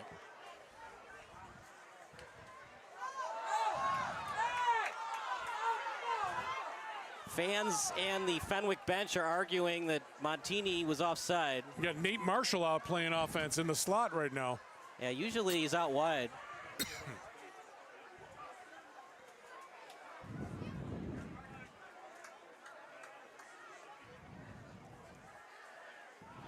Williams to the end zone. Touchdown, Romeus. 3rd and goal. It wasn't the most pretty pass, Gary, but it was effective. Pump fake to the outside. That defensive back bit on it. And Romeus snuck in between in the slot area and was wide open for the touchdown. No chance for Jeremiah Peterson to get that one. And Fenwick answers big time. Yeah, Fenwick needed that as their offense had struggled most of the half. Noah Sir delivers on the PAT. It's 14-7. We'll stick with the action as it'll be a kickoff, and most likely Montini will take a knee. We saw some good things offensively for Montini. Hasn't been that consistent, though. Yeah, I think Montini took that whole quarter. In the first quarter, Montini dominated on both sides of the ball. In the second quarter, Fenwick's offense and defense woke up within the last 5 minutes. You got to like the way Jamin Williams is controlling the offense, making smart plays. A couple times he held on to the ball too much, but he's controlling the offense. And I like his poise. Yeah, he's been very poised in that pocket. So far, the people that we've talked about in this game and the people that were talked about this week from both coaches on both teams are stepping up and making plays. Right now, Fenwick with the advantage as they're up by a touchdown and an extra point with 7 seconds remaining in the first half. You do have all 3 timeouts, but with only 7 seconds left, you're only down 7, just take a knee. And absolutely. If you had 17 seconds, maybe. No. Don't want to risk an injury. Don't want to risk a turnover. I would just take a knee. go into halftime, regroup, and do the things that have got you here and you've been successful with, especially in this game. If not for that bad pass by Jamin Williams early in the game, it could likely be a 14-0 score for Fenwick right now. I mean, the Montini offense, it's been pretty stagnant most of the first half. Correct. I mean, again, Fenwick lost to Joliet Catholic by 1 point, had an opportunity to win that game. Could have just kicked the PAT, gone into overtime. And Montini got handled pretty well by Marist, 21-6 last week as well. So, like I said, taking a knee. It's never a bad thing to get handled by Marist. That's a heck of a program, but still, nobody likes to get beat down by an opponent either. No. We're going to go to halftime. Halftime stats coming up next. It's 14-7 Fenwick here on SBS.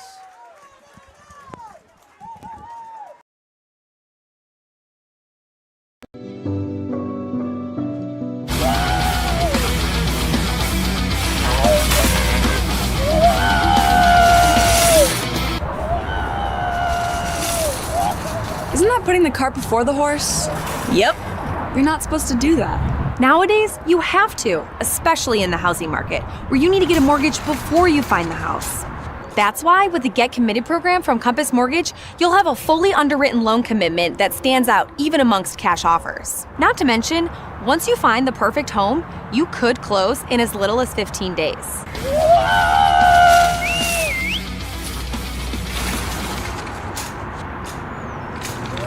Hey, you can lead a horse to water, but you can't make him drink. You're pretty big on horse metaphors, huh? Nay.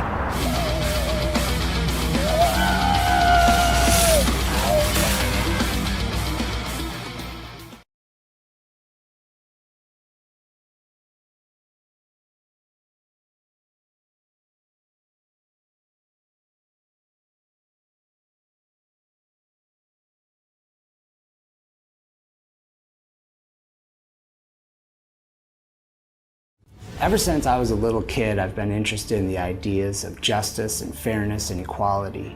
That's why I became a lawyer. I have the opportunity to advance these ideals. Now more than ever in our world, it is important that we highlight these issues. It's important that we fight for these issues.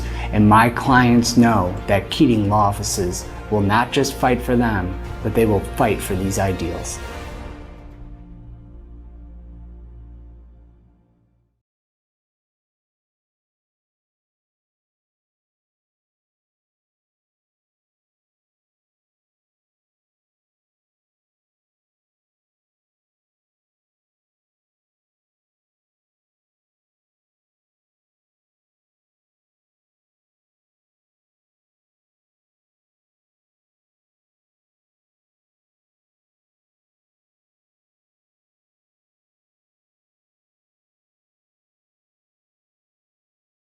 Sure, my family loves me.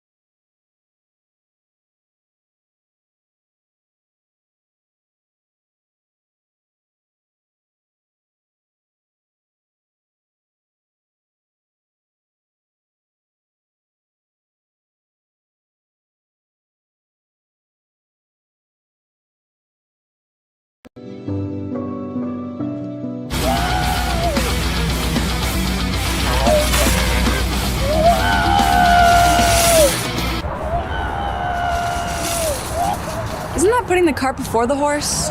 Yep. You're not supposed to do that. Nowadays, you have to, especially in the housing market, where you need to get a mortgage before you find the house.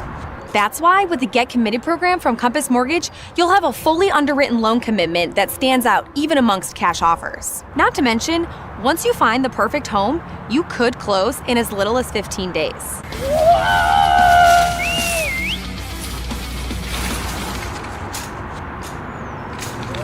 Hey, you can lead a horse to water, but you can't make him drink. You're pretty big on horse metaphors, huh? Nay.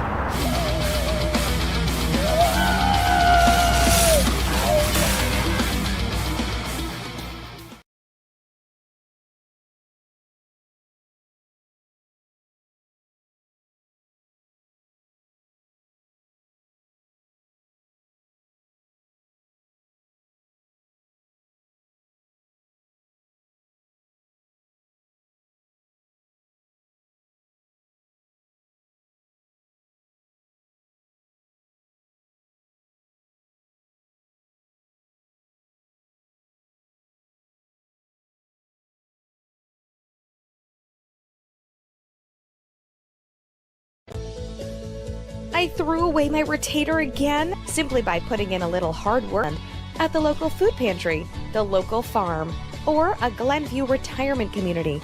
Every patient that completes their volunteer hours earns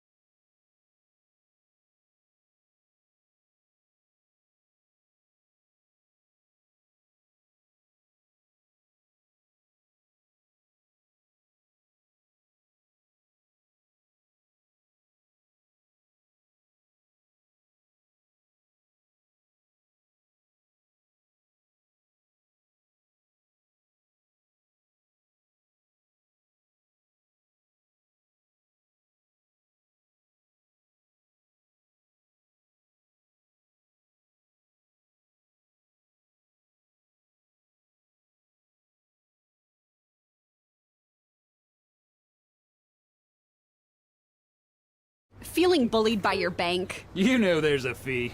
That loan application looks complicated. Any help? Not really a math guy. I hope you enjoyed our new hold music. Last question, what high school did you go to? Lincoln South? Dude, we totally crushed you guys. At Wintrust, we take a different approach. Whether it's banking solutions, a new home, or financial planning, our local experts are ready to help. Wintrust, different approach, better results. What are you?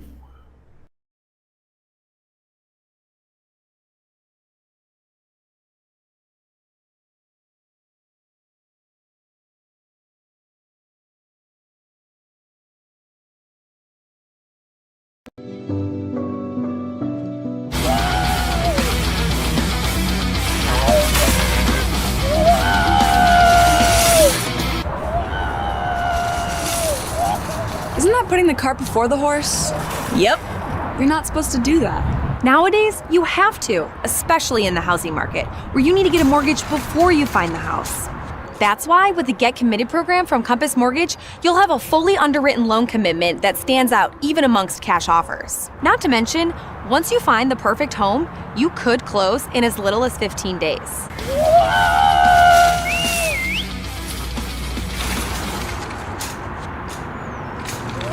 Hey, you can lead a horse to water, but you can't make him drink. You're pretty big on horse metaphors, huh? Nay.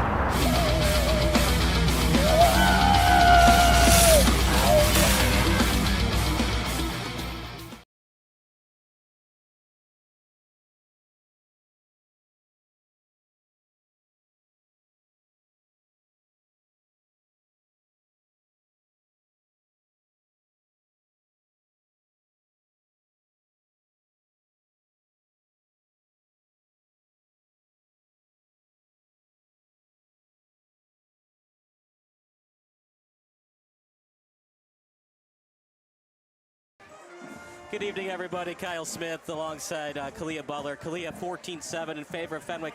And outside of that pick that Jamin Williams threw, he was excellent in that first half. Yeah, he had a lot of momentum going into it. And again, there's always sort of a drive when you're coming off a loss. Even talking to some of the players before the game, they really wanted to come out here and show Montini who they are. Both the teams are 2-1, so trying to get back into that win bracket. But yeah, going out there and giving it his all and finding his pockets and getting it out quick. Have you talked to both Montini and Fenwick's coaching staff? What did they feel like, how that first half went? First half offensively for Fenwick, the O-line coach has been talking a lot to his specific group and just really trying to drive that they need to get low and dig. They said they want he said he wants the quarterback to have seconds to throw, and you can see that's been beneficial in this game thus far. On the Montini side, there hasn't been as much chatter, a little bit of a quieter sideline, but overall telling their quarterbacks they need to get it out quicker and defensively needing to push it a little bit harder. Are we going to see the kicking game at all for Montini? It looks like one of those games where it could be 14-14, 21 all, entering overtime or entering the end of the fourth quarter where the kicking game could be beneficial. This could be time for them to do it. I mean, there's still a lot of game left, so maybe crunch time, they need to get into the kicking game. However, Montini is also a team that can come back and respond, so they might not resort to it just yet.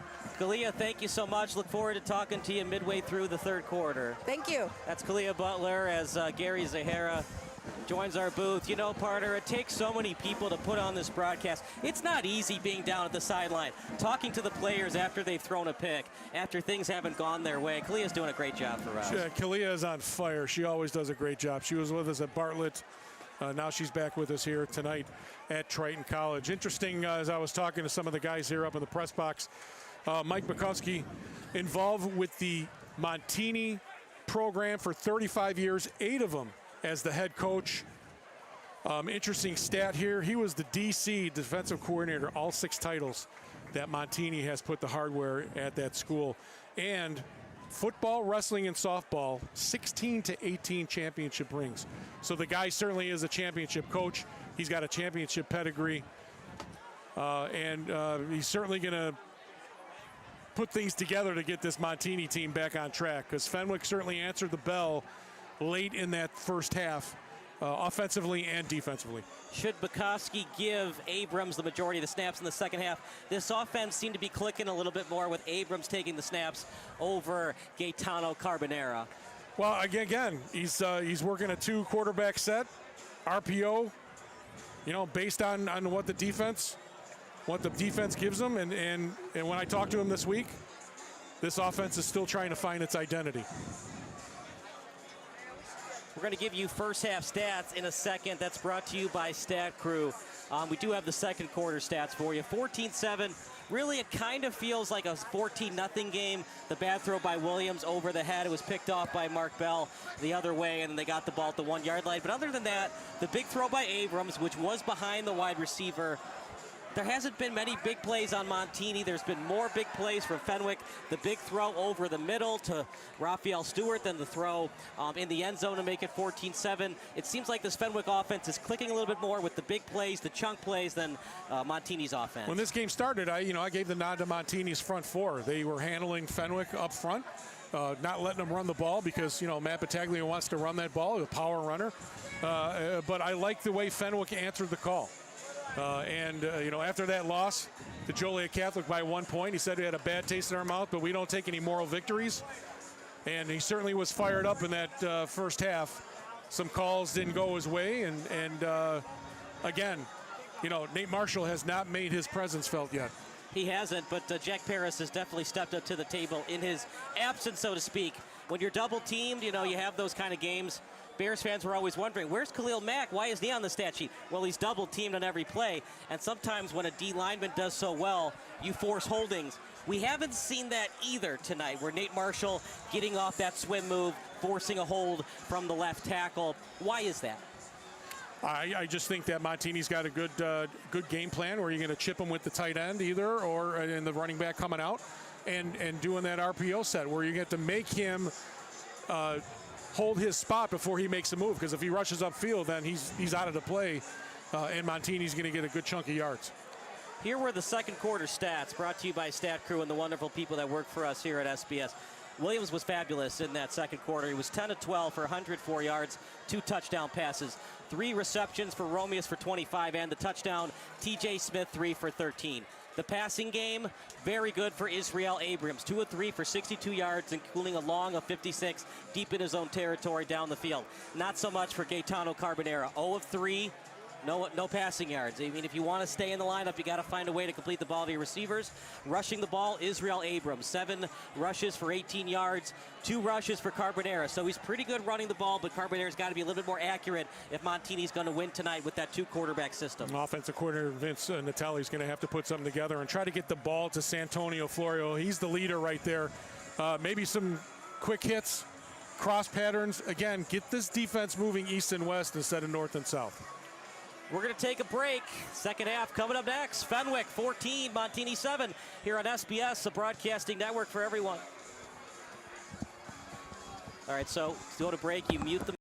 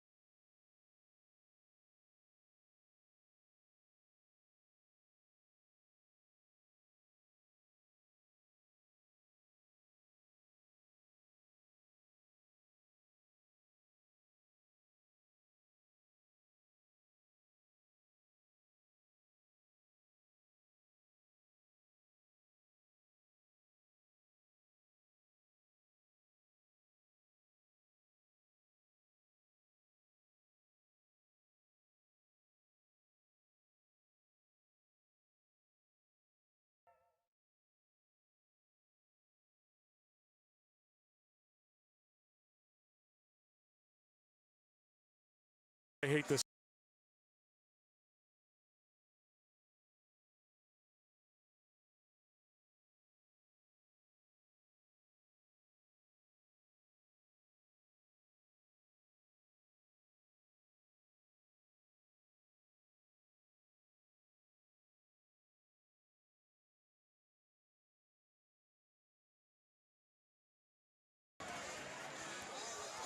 $14-7.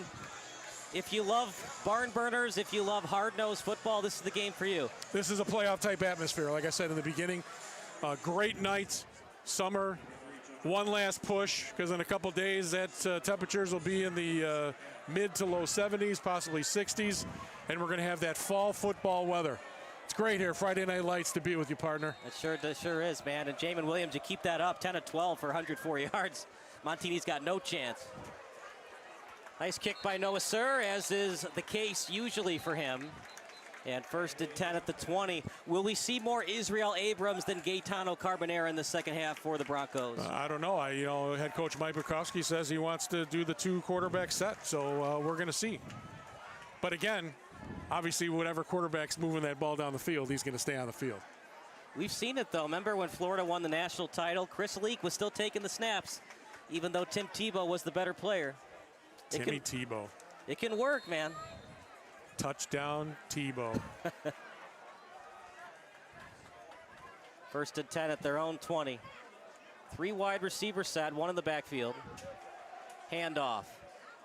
As they get it to the edge, got a couple, and then a slew of Fenwick Friars with there to greet them. And, I tell you what, the first series offensively, defensively for both teams in the second half is going to set the tone for what's going to be for the rest of the game.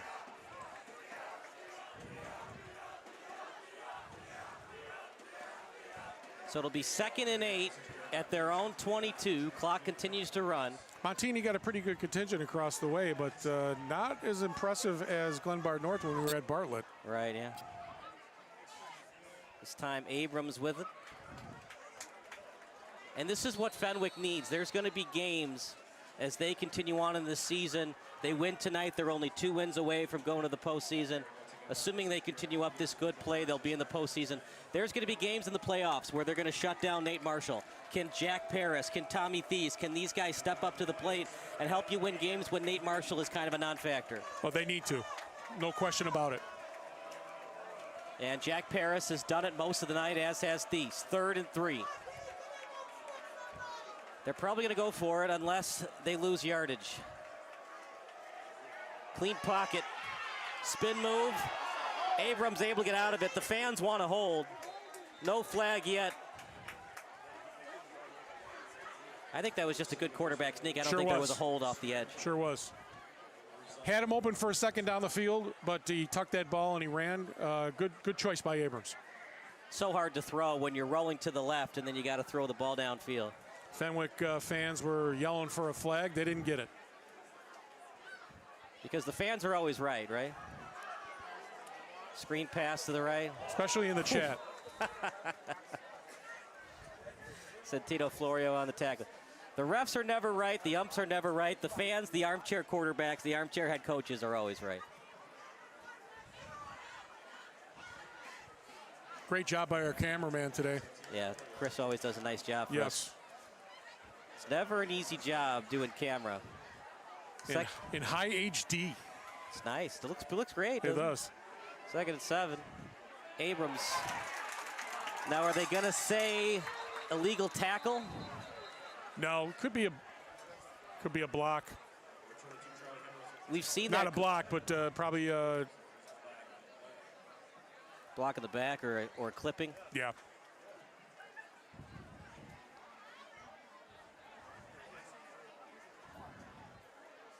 You see clipping more at the high school level than college and the NFL.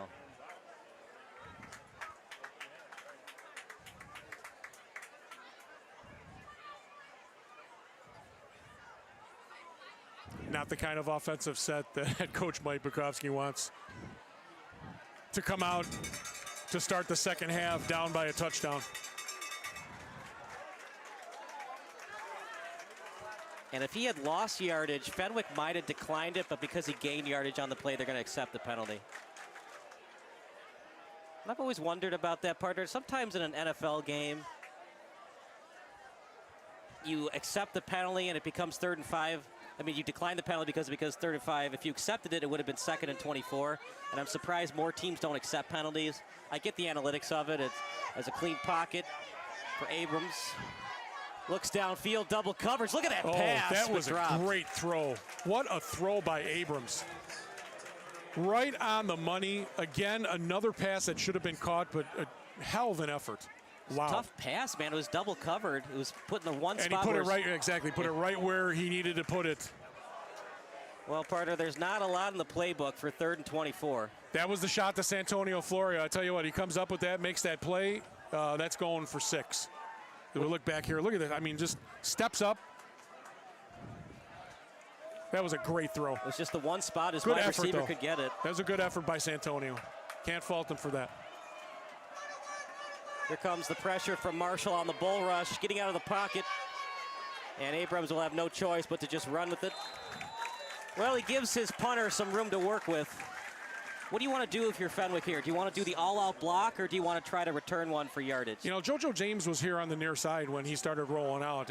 He hung around too much, made it easier for the defensive back to check the quarterback and also keep him in sight. Whereas if JoJo takes off, maybe Abrams could toss it to him for a long pass. Maybe JoJo needs to read the linebackers and safeties a little bit more. When they cheat up on the quarterback spy, run, fly, and then your quarterback will find you. Yes, sir.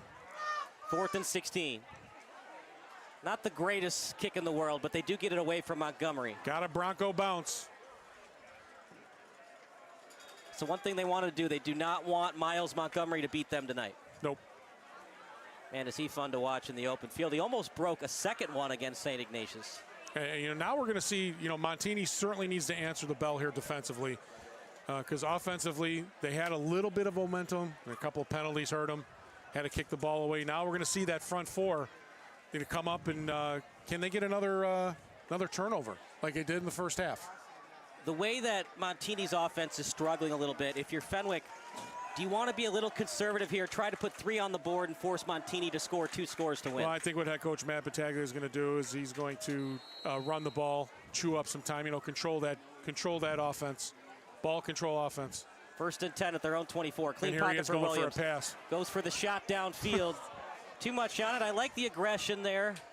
See if the safeties bite on the double move. That time they saw it all the way. Right.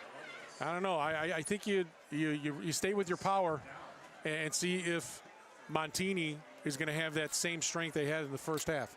Yeah. Well, J.C. Hayes, he's not all conference for nothing. So when you keep attacking him, eventually you're going to get bit. And again, it's like the Bears defense sitting out there because the offense absolutely blows. Jamin Williams out to the pocket. Do you watch that new show on FS1 called Breakfast Ball? No, I don't know what it is with offensive coordinators in the Chicago Bears. I don't get it. It was Danny Parkins got the gig on Breakfast Ball. Of course, he was the famous 670, the score host, and he talked about, I've been around since 1986, and we've never had a good offense. 3rd and 9, fumbled. Now, did that ball hit the turf? I think it did. If your knee hits the turf, it's an automatic dead ball at the high school level. And going back to the offensive coordinators, I am convinced that every successful offensive coordinator that came to Chicago, i.e. Mike Martz, Shane Waldron's, they turn into Ken Dolls when they come into Chicago. I don't know what it is. Ron Turner had his struggles. John Shoup. Ugh.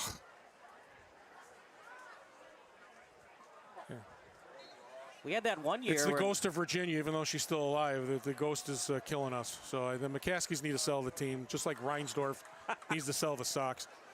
3rd, 14. Let's hear you in the chat, people. They have only had one winning season since they fired Lovie Smith. Clean pocket for Williams.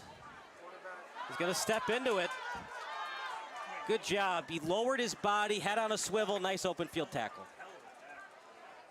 Got some yards back, makes it more manageable here. You know they're not going to go for it. Every time you say they're going to go for it, no, you got to punt this ball away. But well, when you're up 14-7, It's a little bit different when you're down 14-7. Right, but you for some reason seem to think that 4th and what is it? Was it 5, maybe 4? Well, I've been covering high school football for so long. We saw it a couple weeks ago when it was in Shaw Local. Fenwick and St. Ignatius were tied 10-10 with under a minute to go. And Battaglia went for it on 4th and 8 at their own 38. Nice kick punt by Sir. Are you surprised that JoJo James didn't return that? He's really good in the open field. He certainly had a lot of time to get that ball. Very surprised he let that ball go. I'm sure Mike Bukowski not happy with that play. Look, I get it. When you have to catch the ball on the side, it's a harder catch. Velas Jones, listen to us. Velvet Jones, yeah, forget now. But it's a hard catch. You think you can make it. I was at the Bears game where Bobby Wade fumbled 3 punts. Kyle, we have the hybrid kickoff rule. You can catch the ball, nobody's coming at you. You know what I mean? That's a punt, though. People are coming at you on the punt. Yeah, well, but I think he should have caught it, though. Right, exactly. That's a guy, he's averaging over 10 yards a carry coming into tonight. A guy you want in open space. Meanwhile, Abrams, quick throw. Almost dropped. Hesitation, moving to beauty. Still on his feet. Past the first down marker, and man, did Montini need that. Santonio Florio, that's the guy you got to go to. He's the man who can make plays. He made some people miss there. Excellent call coming out of the gate by the Montini Broncos.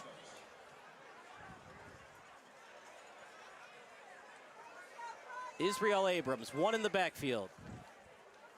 So they run one in motion.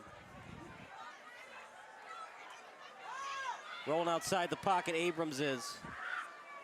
Gets to the sideline before Paris can knock him out. I like his control. I like him looking downfield, checking off, and then running with the ball. This what's going to happen is this is going to loosen up the defense for Fenwick. Now they're going to come up the field. They're going to hold, and now you're going to get those one-on-one matchups possibly. Do you try a deep shot here? No. 2nd and 7 at their own 26. Only down 7. Gets to the edge. Makes a man miss to Santino Florio. He's quick. Well, close to the first down. Is he moving the chains? Yes, first down. There's a lot of experience on this team, Gary. 8 offensive starters that are coming back from last year. 11 returning defensive starters. This is when late in the game that experience comes into play. I think offensive coordinator Vince Natale, he's going to go and then hit that Florio train as long as he can. Isaiah Mason with a good reception there as well. Spread the ball around, just keep rolling out, get those quick hitters and move down the field. I mean, it's only a one-score game. That's all it is. Still got to get in the end zone. What is it? Every time you get to the 20, it gets a lot tougher on your offense. And now Montini running a hurry-up offense, which is going to tire out that defense. Got to avoid hitting the head. Football has changed. Any kind of hit to the head on the quarterback is automatic 15 yards. Sweet. Move those chains. Yeah, and I say that because there were 3 guys around Abrams as he fell to the turf. I forgot to ask the PA guy about the officials' names here. We apologize we didn't get them for it. I don't know They've these guys. done an excellent job. Yeah, these guys don't look like basketball guys. Some guys do football and basketball. Out to the left. A little slow pass. And good tackle that time by Charlie Henricks. No huddle, it's working. 4, 5, 6 yard gains on these passes. That's all you need to do. It's ball control offense right now for Montini. Running that RPO with Abrams. And the line for Montini is doing exceptionally well. 2nd and 10 at the 46. 3 wide receiver set. Misdirection play. And close to midfield. Remember, the last pass was incomplete, so 3rd and 6. Nate Marshall's been a non-factor tonight. Absolutely. So whatever Montini's game plan was, obviously they're doubling, they're chipping him, running away from him, getting him upfield, and then dumping those passes down. Big 3rd down here for the Broncos. This is when you want your pass rusher, your Division I pass rusher, to step up in a big way. 3rd and 6. Can he get pressure on Abrams? Clean pocket. He rolls out of it. Looks downfield. Wide open man is behind him. Flag on the play. Did he hit the wide receiver before? We're going to watch it on replay. I think he did. Absolutely. Again, another underthrown ball. If that ball is 2-3 yards ahead, another untouched touchdown. We had that in the first half, and now we have it here. So hard on defense. You're beat on the play. You got to get back to it. You got to turn your head around. If you turn your head around and swat at the ball, it's not pass interference. Let's see. Pass. Yeah, it looked like he did hit him before the ball was there. Ball's coming back. Okay, here we go. Pass interference.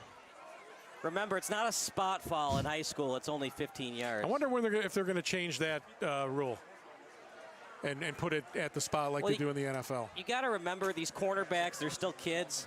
They're going to get beat on plays more than Division I players and obviously NFL players. Well, IHSA for basketball is going to a shot clock, so we're going to be doing that next year, 35-second shot clock. That's going to be fun. That's going to really put the onus on teams that want to hold the ball against teams that run. So we're going to see, especially with teams that don't have a lot of offensive weapons. 1st and 10 at the Fenwick 35, 4:58 to go. 1 in motion.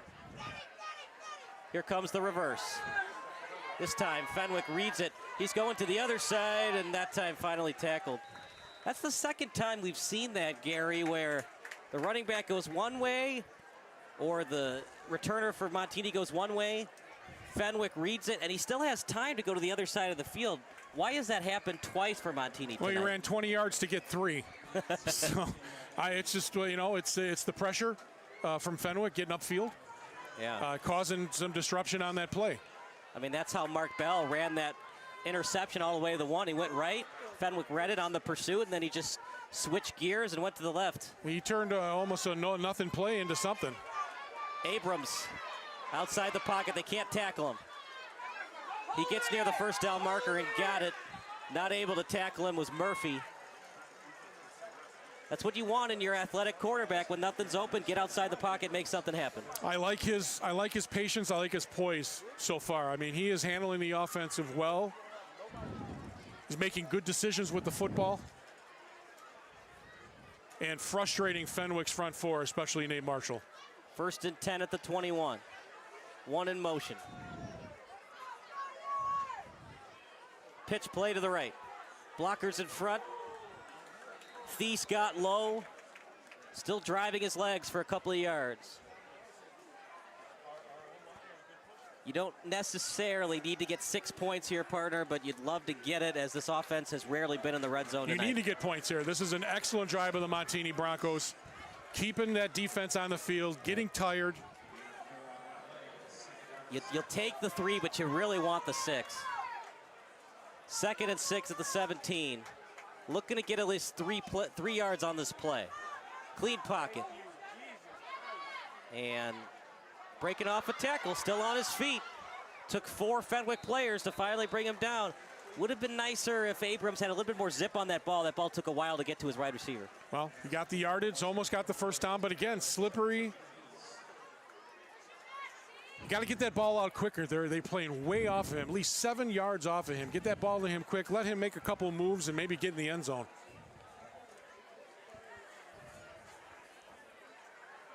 Santonio Florio hard to bring down tonight in this game.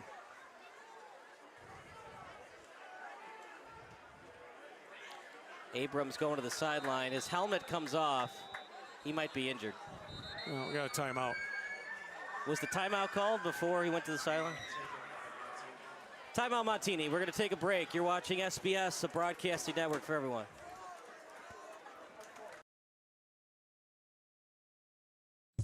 Are you looking for some good food after a Fenwick football game? Then head on over to O'Sullivan's Public House. Located on Madison Street in Forest Park, O'Sullivan's Public House has daily drink specials alongside a year-round beer garden. Open daily from 11 a.m. to 1 a.m. O'Sullivan's PH offers dinner until 10 p.m.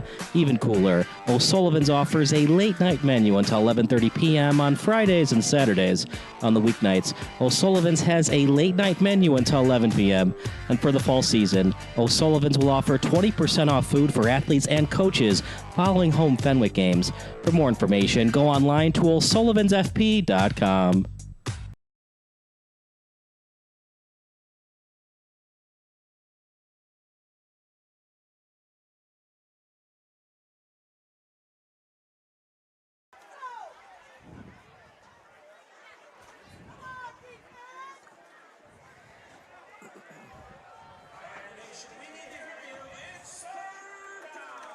Third and 2 for Montini at the 13.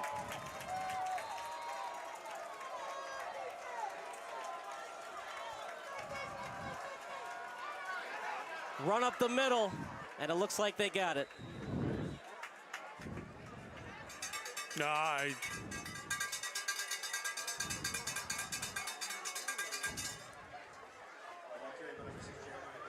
Oh, they gave it to him. Well, from up here, it looked like he was a yard short.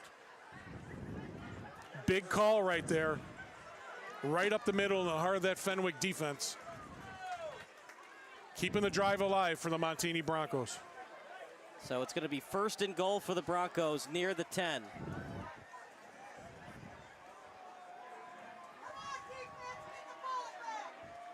First and goal at the 10 for Montini. Little jet sweep action. Runs into his own blocker, still on his feet. He's going to switch sides. Gets off a tackle. Could he take it to the distance? Inside the 5 for the 3rd time tonight. It's backyard football tonight, Gary Zahara. Santonio Florio is a man who cannot be brought down. He refuses to go down. Probably, I've only done 2 games with you. The slipperiest guy I've ever seen in high school football. You've done it longer than I have, but I mean, this guy, you can't even bring him down. You're there, he makes one move, he's gone. He went off his blocker, so it was a play that just did not do well from the line of scrimmage, and then just went to the other side. Looks like we got a flag on the play. It could be an illegal block. Well, when you have that much space, sometimes it's because of cheating. AKA an illegal block in the bag. Okay, all right. A winner never cheats and a cheater never wins, except for Bill Belichick. Well, okay. And speaking of that, with their penalties, let's give recognition to the officiating crew. The back judge is Andrew Cobb. Your line judge, Marty Nagel. Linesman, Mike Salvatore. Your umpire is Nick Baffis. And your umpire, the white hat, is Rob Pickert. Doing an excellent job. Rob Pickert's name sounds familiar. Well, we got a break in the action, so let's bring it to Kalia Bell. Do we have to? Can we wait till after this play? One more play. Okay. Yeah. Second and 25. I don't think we're going to see a lot on second and 25 at the 26. Not a lot in the playbook for this.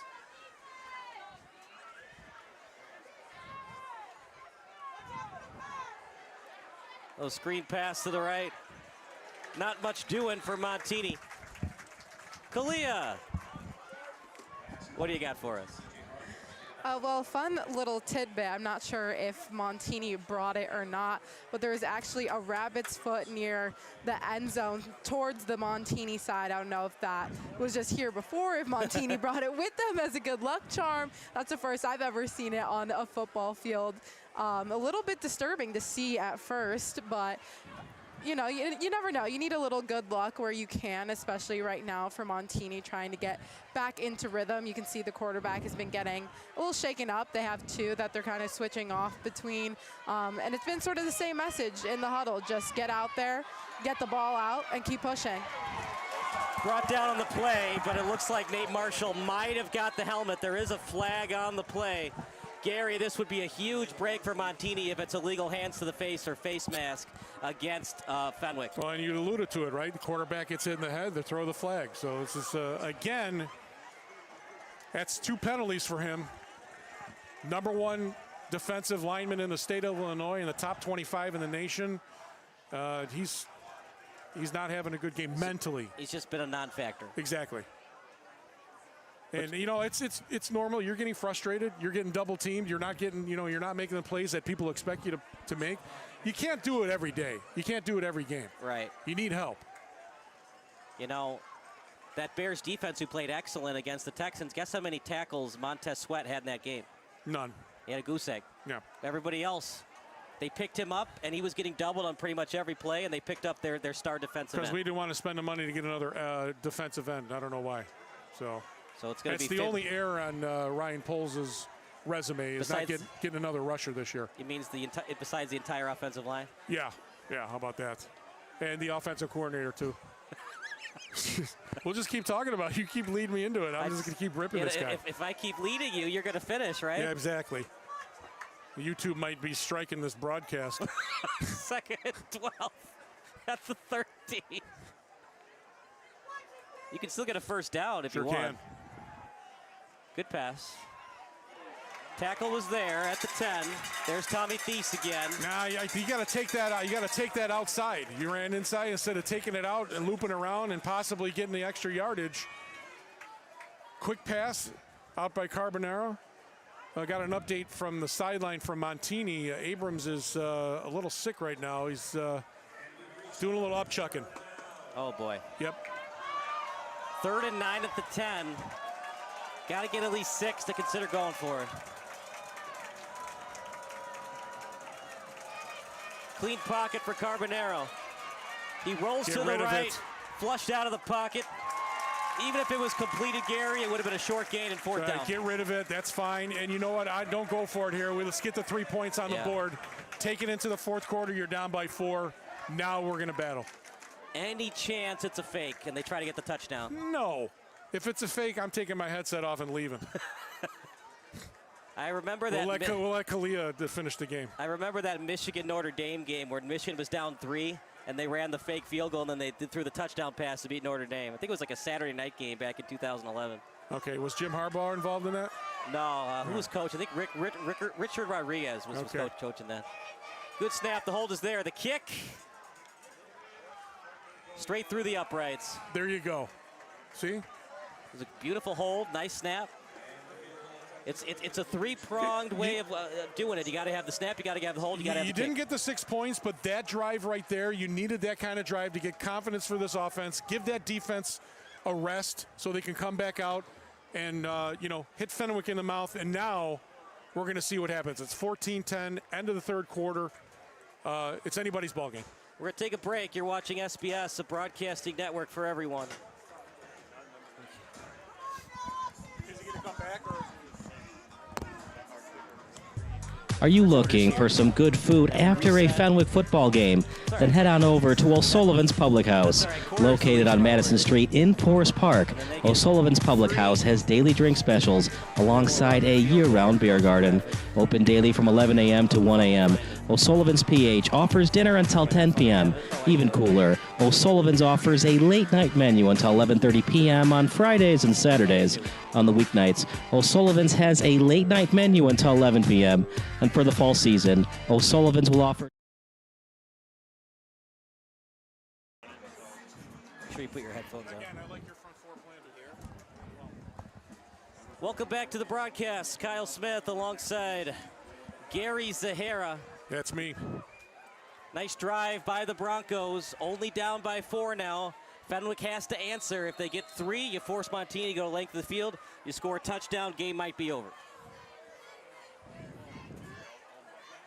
That kick straight up in the air.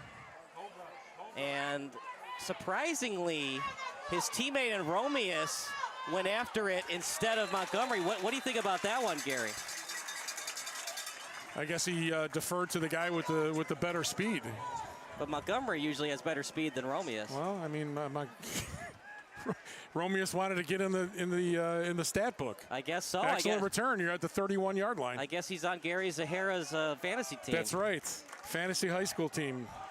You know, but it didn't look like it was a set play because Montgomery was about to catch it.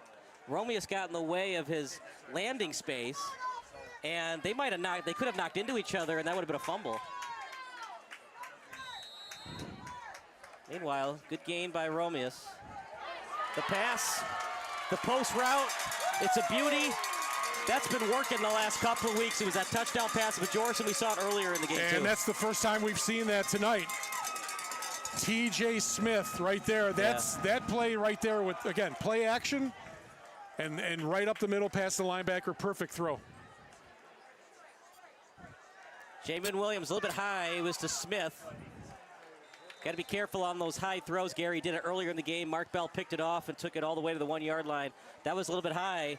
When you throw it high, it can either be over the receiver's head or you can get killed as he gets hit by the safety or quarterback. Nice play by Isaiah Mason on that play as they tried to go hurry up again and a quick pass, but Mason read that, brought him down. We got an injury on the play. So we're going to take an injury timeout. You're watching SBS, a broadcasting network for everyone.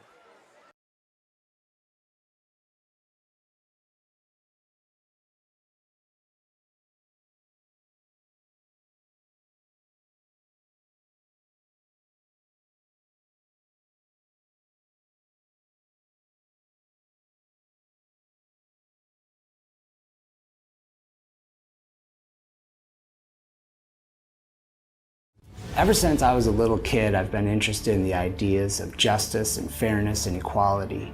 That's why I became a lawyer. I have the opportunity to advance these ideals. Now more than ever in our world, it is important that we highlight these issues. It's important that we fight for these issues. And my clients know that Keating Law Offices will not just fight for them, but they will fight for these ideals.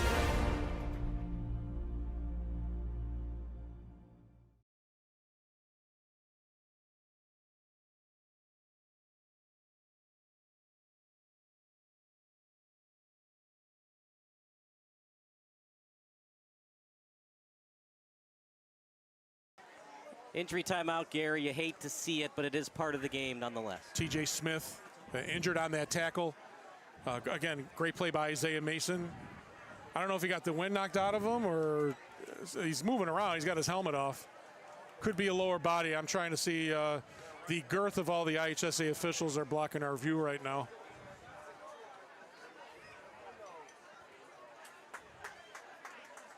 I mean, we talked about the game being a 21-18 game. It's 14-10. As you see, TJ Smith limping off the field. Could be a groin, could be maybe a knee. But that could be a big blow if he's out. That's one of the top 3, those 3 starters, that wide receiver core. Yeah, sure is, Gary. And he's a guy, we saw it last year. He made that big catch against St. Ignatius to win on the road. A St. Ignatius team that went to the quarterfinals in 8A last year. he's a big piece of the puzzle. And when he's not out there, it's up to Bjorson, who's been pretty quiet tonight. Romius, who's had he's put up a couple of stats. And it's up to this quarterback and Jamin Williams. Maybe you run a couple more quarterback sneaks without TJ Smith out there to block for you and run routes for you. You might have to turn to that run game and ball control and take up some time on this clock. Williams, clean pocket. Scant rolls to his right. Part of that might be on Stewart. Looked like a pretty good throw That by ball should have been Williams. caught right there, yeah. Again, this is third or fourth ball tonight that should have been caught, and it wasn't. A nice throw by Jamin Williams. Like his poise, I really do. I like his decision making as well. He's not forcing the throws. He's not trying to put it in somewhere. I mean, that should have been caught. It's a big play. I mean, it would have been third and manageable. Now 3rd and 10.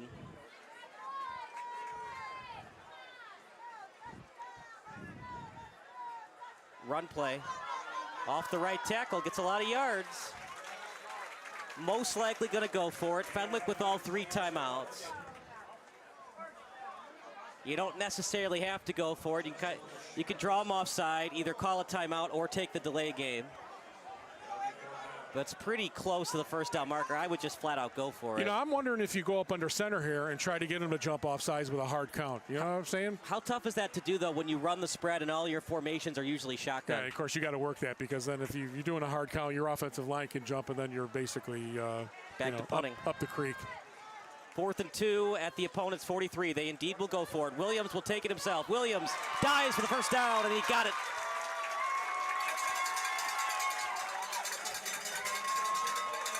Montini did what they could. They got low, but Williams refused to go down until he got that first. You know, big-time players make big-time plays. Also, Coach Matt Battaglia not afraid to make that call. I don't disagree with him.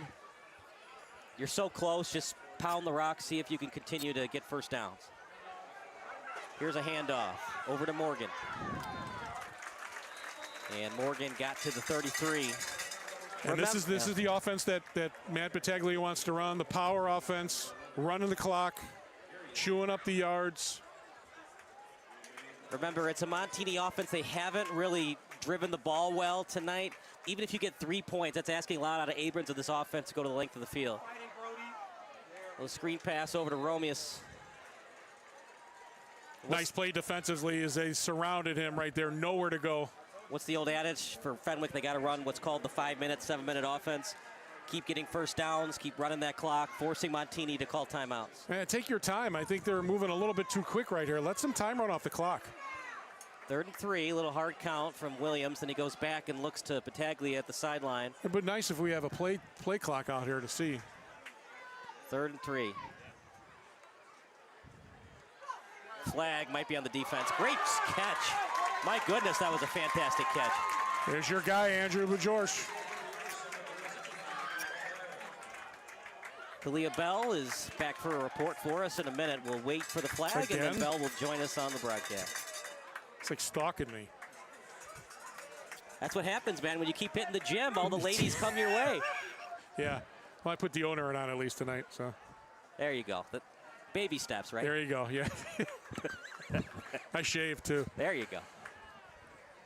Although I'm kind of disappointed when you do the pregame show, the camera's not on us. I don't know why. They can't see all your gym action. Yeah, well, I would have put a shirt on. It's a little humid up here, so I've got the tank top on. It's definitely pool weather.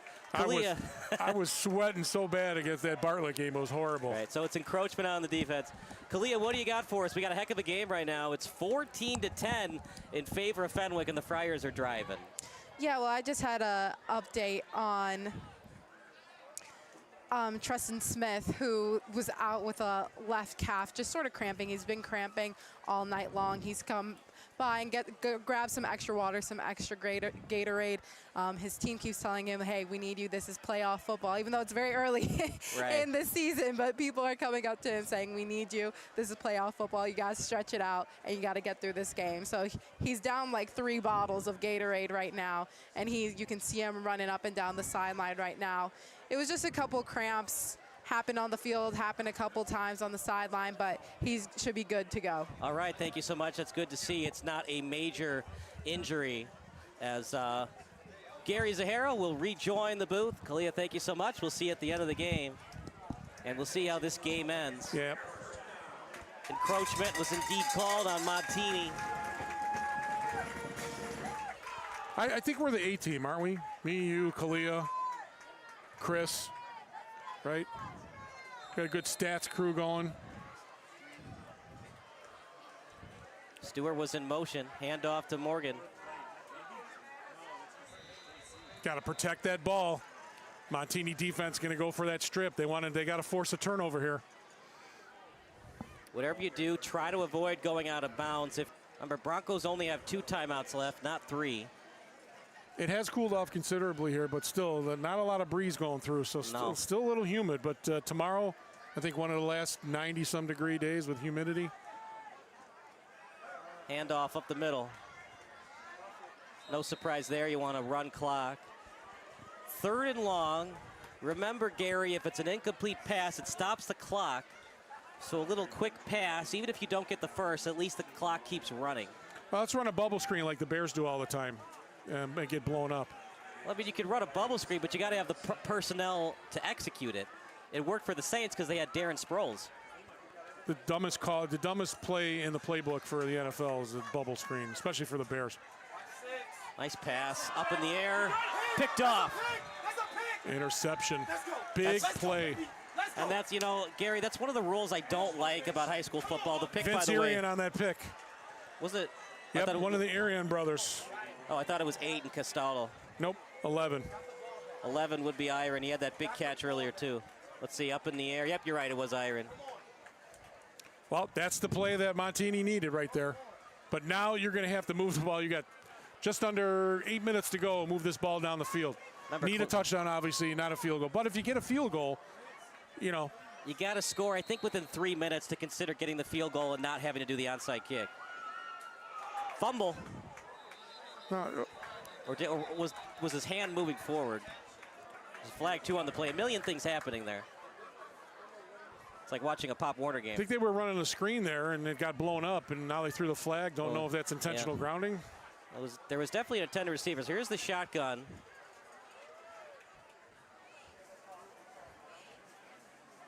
You could make the argument that there was an intended receiver within 5 yards.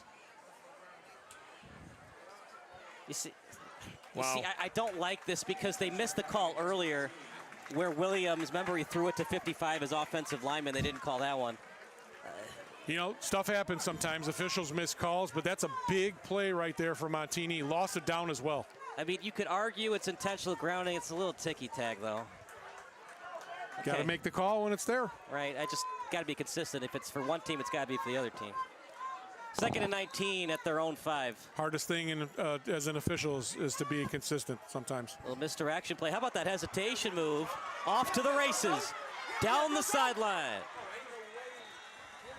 Man, did the Broncos need that, and they got it in a big way. Santonio Florio again. It's a slow developing play, though, partner, so let's give credit to this offensive line. It takes a lot up front to... Sorry, that was JoJo James.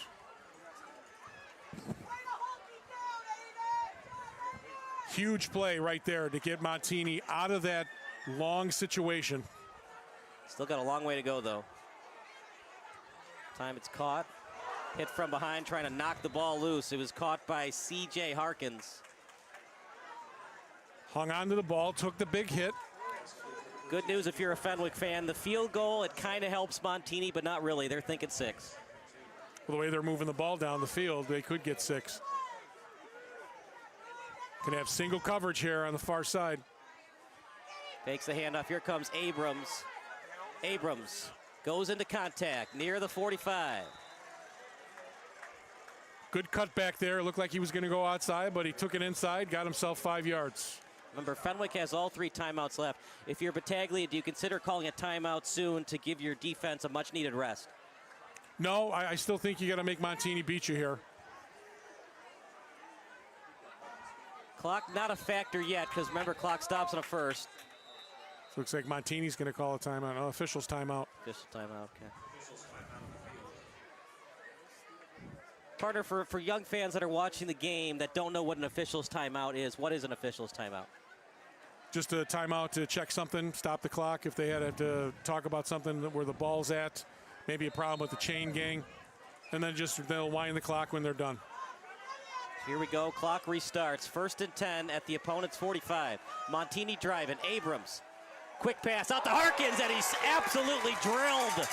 What a hit by Charlie Heinrichs.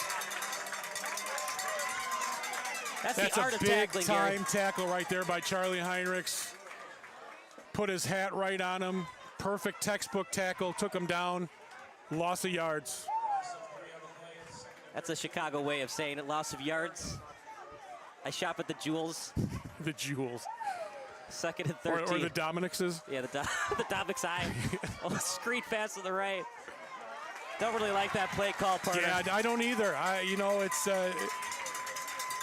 Fenwick's pursuit on the defensive side there, defensively in the secondary are taking it to him right now. I think you go up the field here.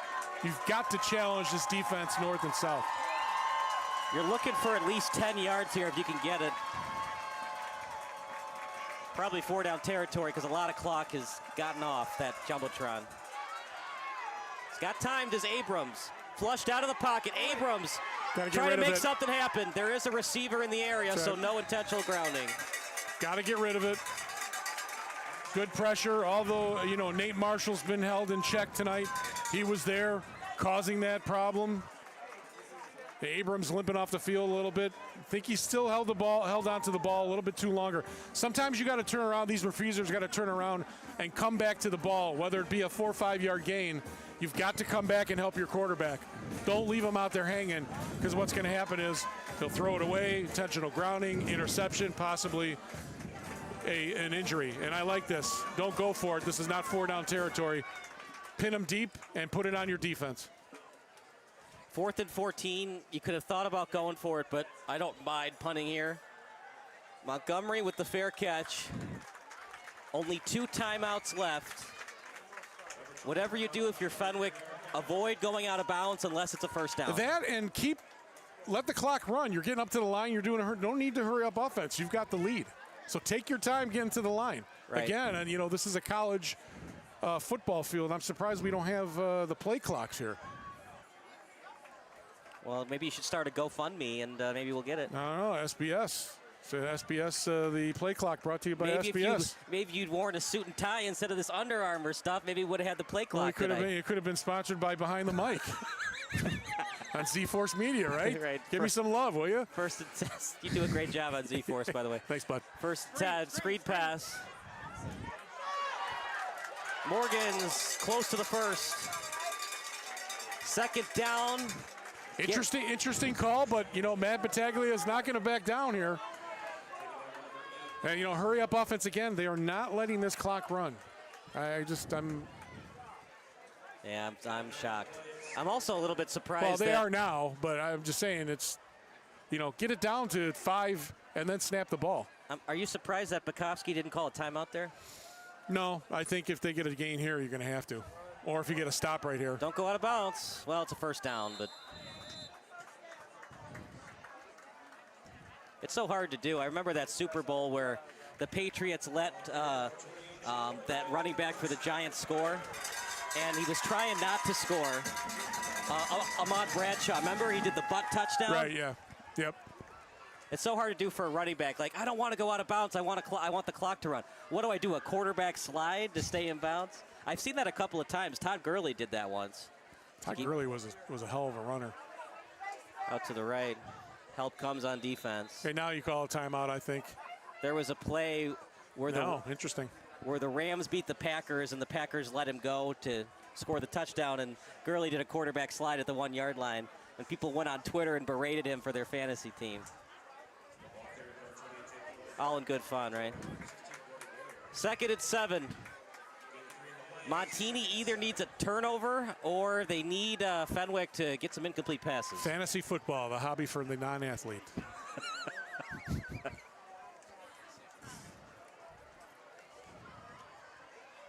Morgan, still developing play. Okay. Good pursuit by Montini. Interesting. I'm interested. Not calling a timeout here. Montini has not called a timeout on this drive, right? So it's the big third down here. Obviously, you're going to hold them. Fenwick's going to punt the ball away, but, you get the ball back, and now you're going to put it on Montini's offense. Well, 3rd and 6. It's still manageable. I'd like to see Jamin Williams get outside the pocket and make something happen. This is the ball game right here if they get the first down. Montini's played a good game, but it's hard to win games when your offense only scores 10 points. Williams, quarterback keeper. He got the first and more. A backbreaker for Montini and an excellent play for the young and talented quarterback. Again, that's what the quarterback does. He's the leader, right? He has shown poise and patience all night and come up with the big play when they needed it.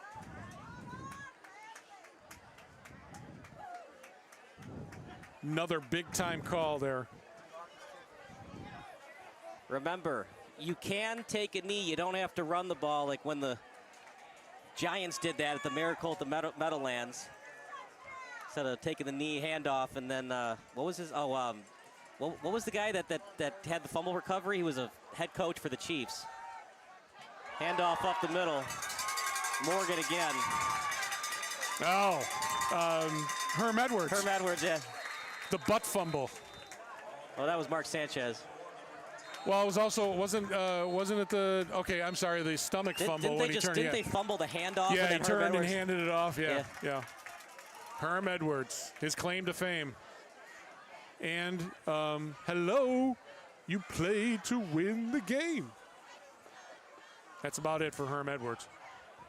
He had some okay years coaching the Chiefs. Great time with you again tonight, partner. Yeah, it was a lot of fun. Thanks for having me. Look to seeing you on the. Well, maybe we'll have you for the playoffs. I know you got a big schedule coming up for college, but yeah, in the playoffs, my fee goes up tenfold. So at least a Gatorade or something. Is it the Tom Brady fee? Do I have to pay you $37.5 million? LFG. You have to pay me an LFG, right?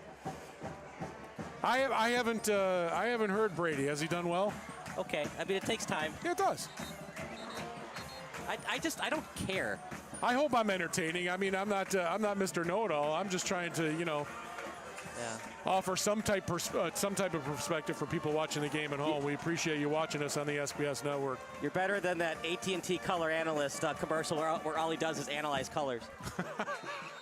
3rd and 1.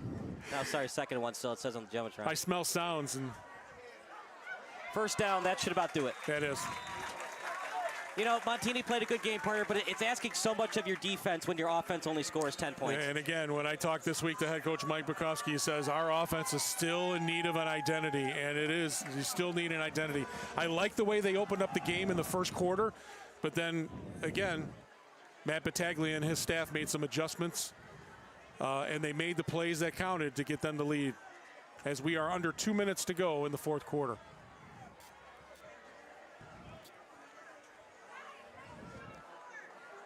Yeah, I haven't had a Whopper in a long time. I think I might get a little Whopper on the way Maybe I'll home. join you if you want to. Yeah, want to wait after. I mean, of course, I got to help you bring all the equipment down too, right? Yeah. Handoff up the middle. Morgan, he hasn't played a spectacular game, but he's done what the offense has needed from him. No, but again, Jamin Williams, for me, I think is the player of the game. The way he handled it, the way he responded with this offense in the second half. And Montini calling a timeout now. I don't understand that. Maybe you tell your boys, you guys played hard. It's not our night. It's only a second loss. All we got to do is win at least 3 more games. We're in the postseason. Losses stink, but you know what? The old Belichick, we're on to Cincinnati type of thing. I mean, 14 points is pretty good for a defense. Yeah, it's just got to get more offensively. Exactly. So. And look, I'm sure Gaetano Carbonero is a great guy. I just haven't seen enough with him passing the ball to think that we should still run this 2-quarterback offense. And Bukowski knows more. He's in the practices more than I'm watching him. I just didn't see enough to think that maybe they should just consider Abrams taking the majority of the snaps going forward. Or you open up the game with Santonio Florio right away. Maybe you just go to him. Yeah, exactly. Yeah. No, you make the defensive backs try to cover him. You either get a penalty.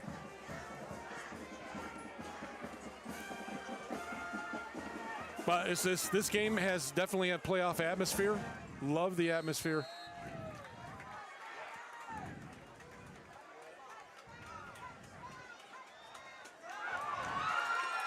Good run that time by Morgan. Did he get the first? He's Sure close. did. He did. Montini played okay today. I'm sure they played much better last week against Joliet Catholic. But you got to give the nod to Fenwick and the way they responded in the second half, Well, especially Jamin Williams. Fenwick played Joliet Catholic last week. Fenwick played Joliet Catholic. Yeah. The way they responded, again, bad taste in their mouth. Forget about that game. They came out and responded the way they should have responded. They picked up their teammate. Wasn't the best game by Nate Marshall. The effort was certainly there. A couple of silly penalties he needs to work on. But, man, Thies and Paris and everybody else, Heinrichs, they picked up their teammate in a big way. Jamin Williams, he was very efficient tonight. And for Montini, it's hard to win games when you're only scoring 10 points. I think they were in the red zone only twice tonight. 16 points in 2 games, that's not going to cut it here for high school football. Again, Mike Bukowski and his staff got to get that offense back on track if they want to get back to the playoffs. And I think they found a quarterback. It's not always perfect under Israel Abrams, but this offense seems to be clicking a little bit more when he's taking the but snaps. I like the way he took that ball and got down there. Unfortunately, got a little sick. He threw up a little bit, and then all of a sudden the offense stalled. And here we are, and that's the end of the game. Here are the, we'll give you the final stats in a minute. Here were the first half stats, if you're wondering. Israel Adams, he had 12 carries for 47 yards. He was 6 of 9. Jamin Williams, 14 of 20. He had that pick, 2 touchdown passes. Raphael Stewart, 3 for 36. Emmett Romeus, 3 for 25. Santonio Florio, we talked about his name all night. He had 4 receptions for 36 yards. Jeremiah Peterson with the reception for 56. Florio, for that first half, he only had 2 carries for 11 yards. So the Fenwick defense was fabulous in the first half. Pretty darn good in the second half. It was pretty much the Santonio Florio show, and just not enough from Abrams and this receiving core to put points on the scoreboard. And again, nice way the defense picked up Nate Marshall. He wasn't as dominating as he should be. Obviously, the #1 defensive lineman in the state of Illinois, top 25 in the nation.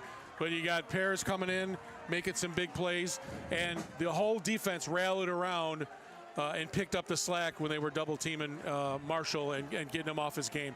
So excellent rebound game from that tough loss last week against Joliet Catholic. Montini certainly has some work to do. Galia, do you have a final report for us? Nope, so she'll be downstairs for the post-game show with our player of the game. Gary, you called. Who was our Jamin Williams, yes, sir. You want to go with Jamin? Yep. All right.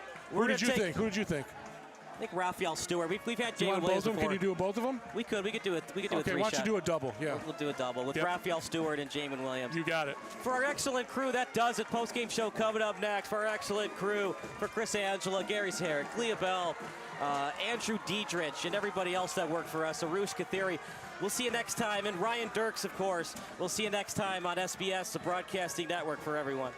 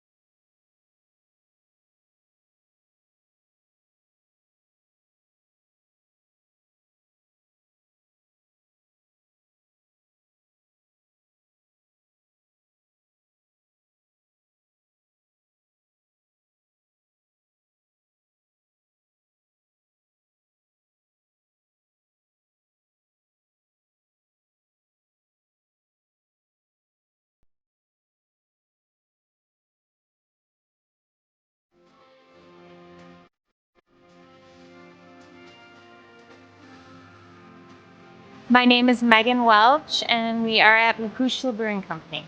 And the name Macushla is a Gaelic term of endearment. It means my love or my darling. The literal meaning is my pulse, but my husband always says he named it after our daughter Grace. We wanted a name with meaning behind it, and so it meant something to us. We started the whole process probably about 3 or 4 years ago now. It was a passion of my husband's, kind of a dream of his. He was a trader and a home brewer for many years, so he was ready for a career change. The first beer they brewed was called Trickle Up, and it was just a basic lager. Currently, right now, I like the Luminator, the New England style. I like our sour with the strawberry Thai basil sour. That's my favorite. I think it's just a really small, inviting, warm environment with a lot of regulars. Everyone kind of seems to know one another. We have 5 bartenders, so it's kind of just environment. I mean, just working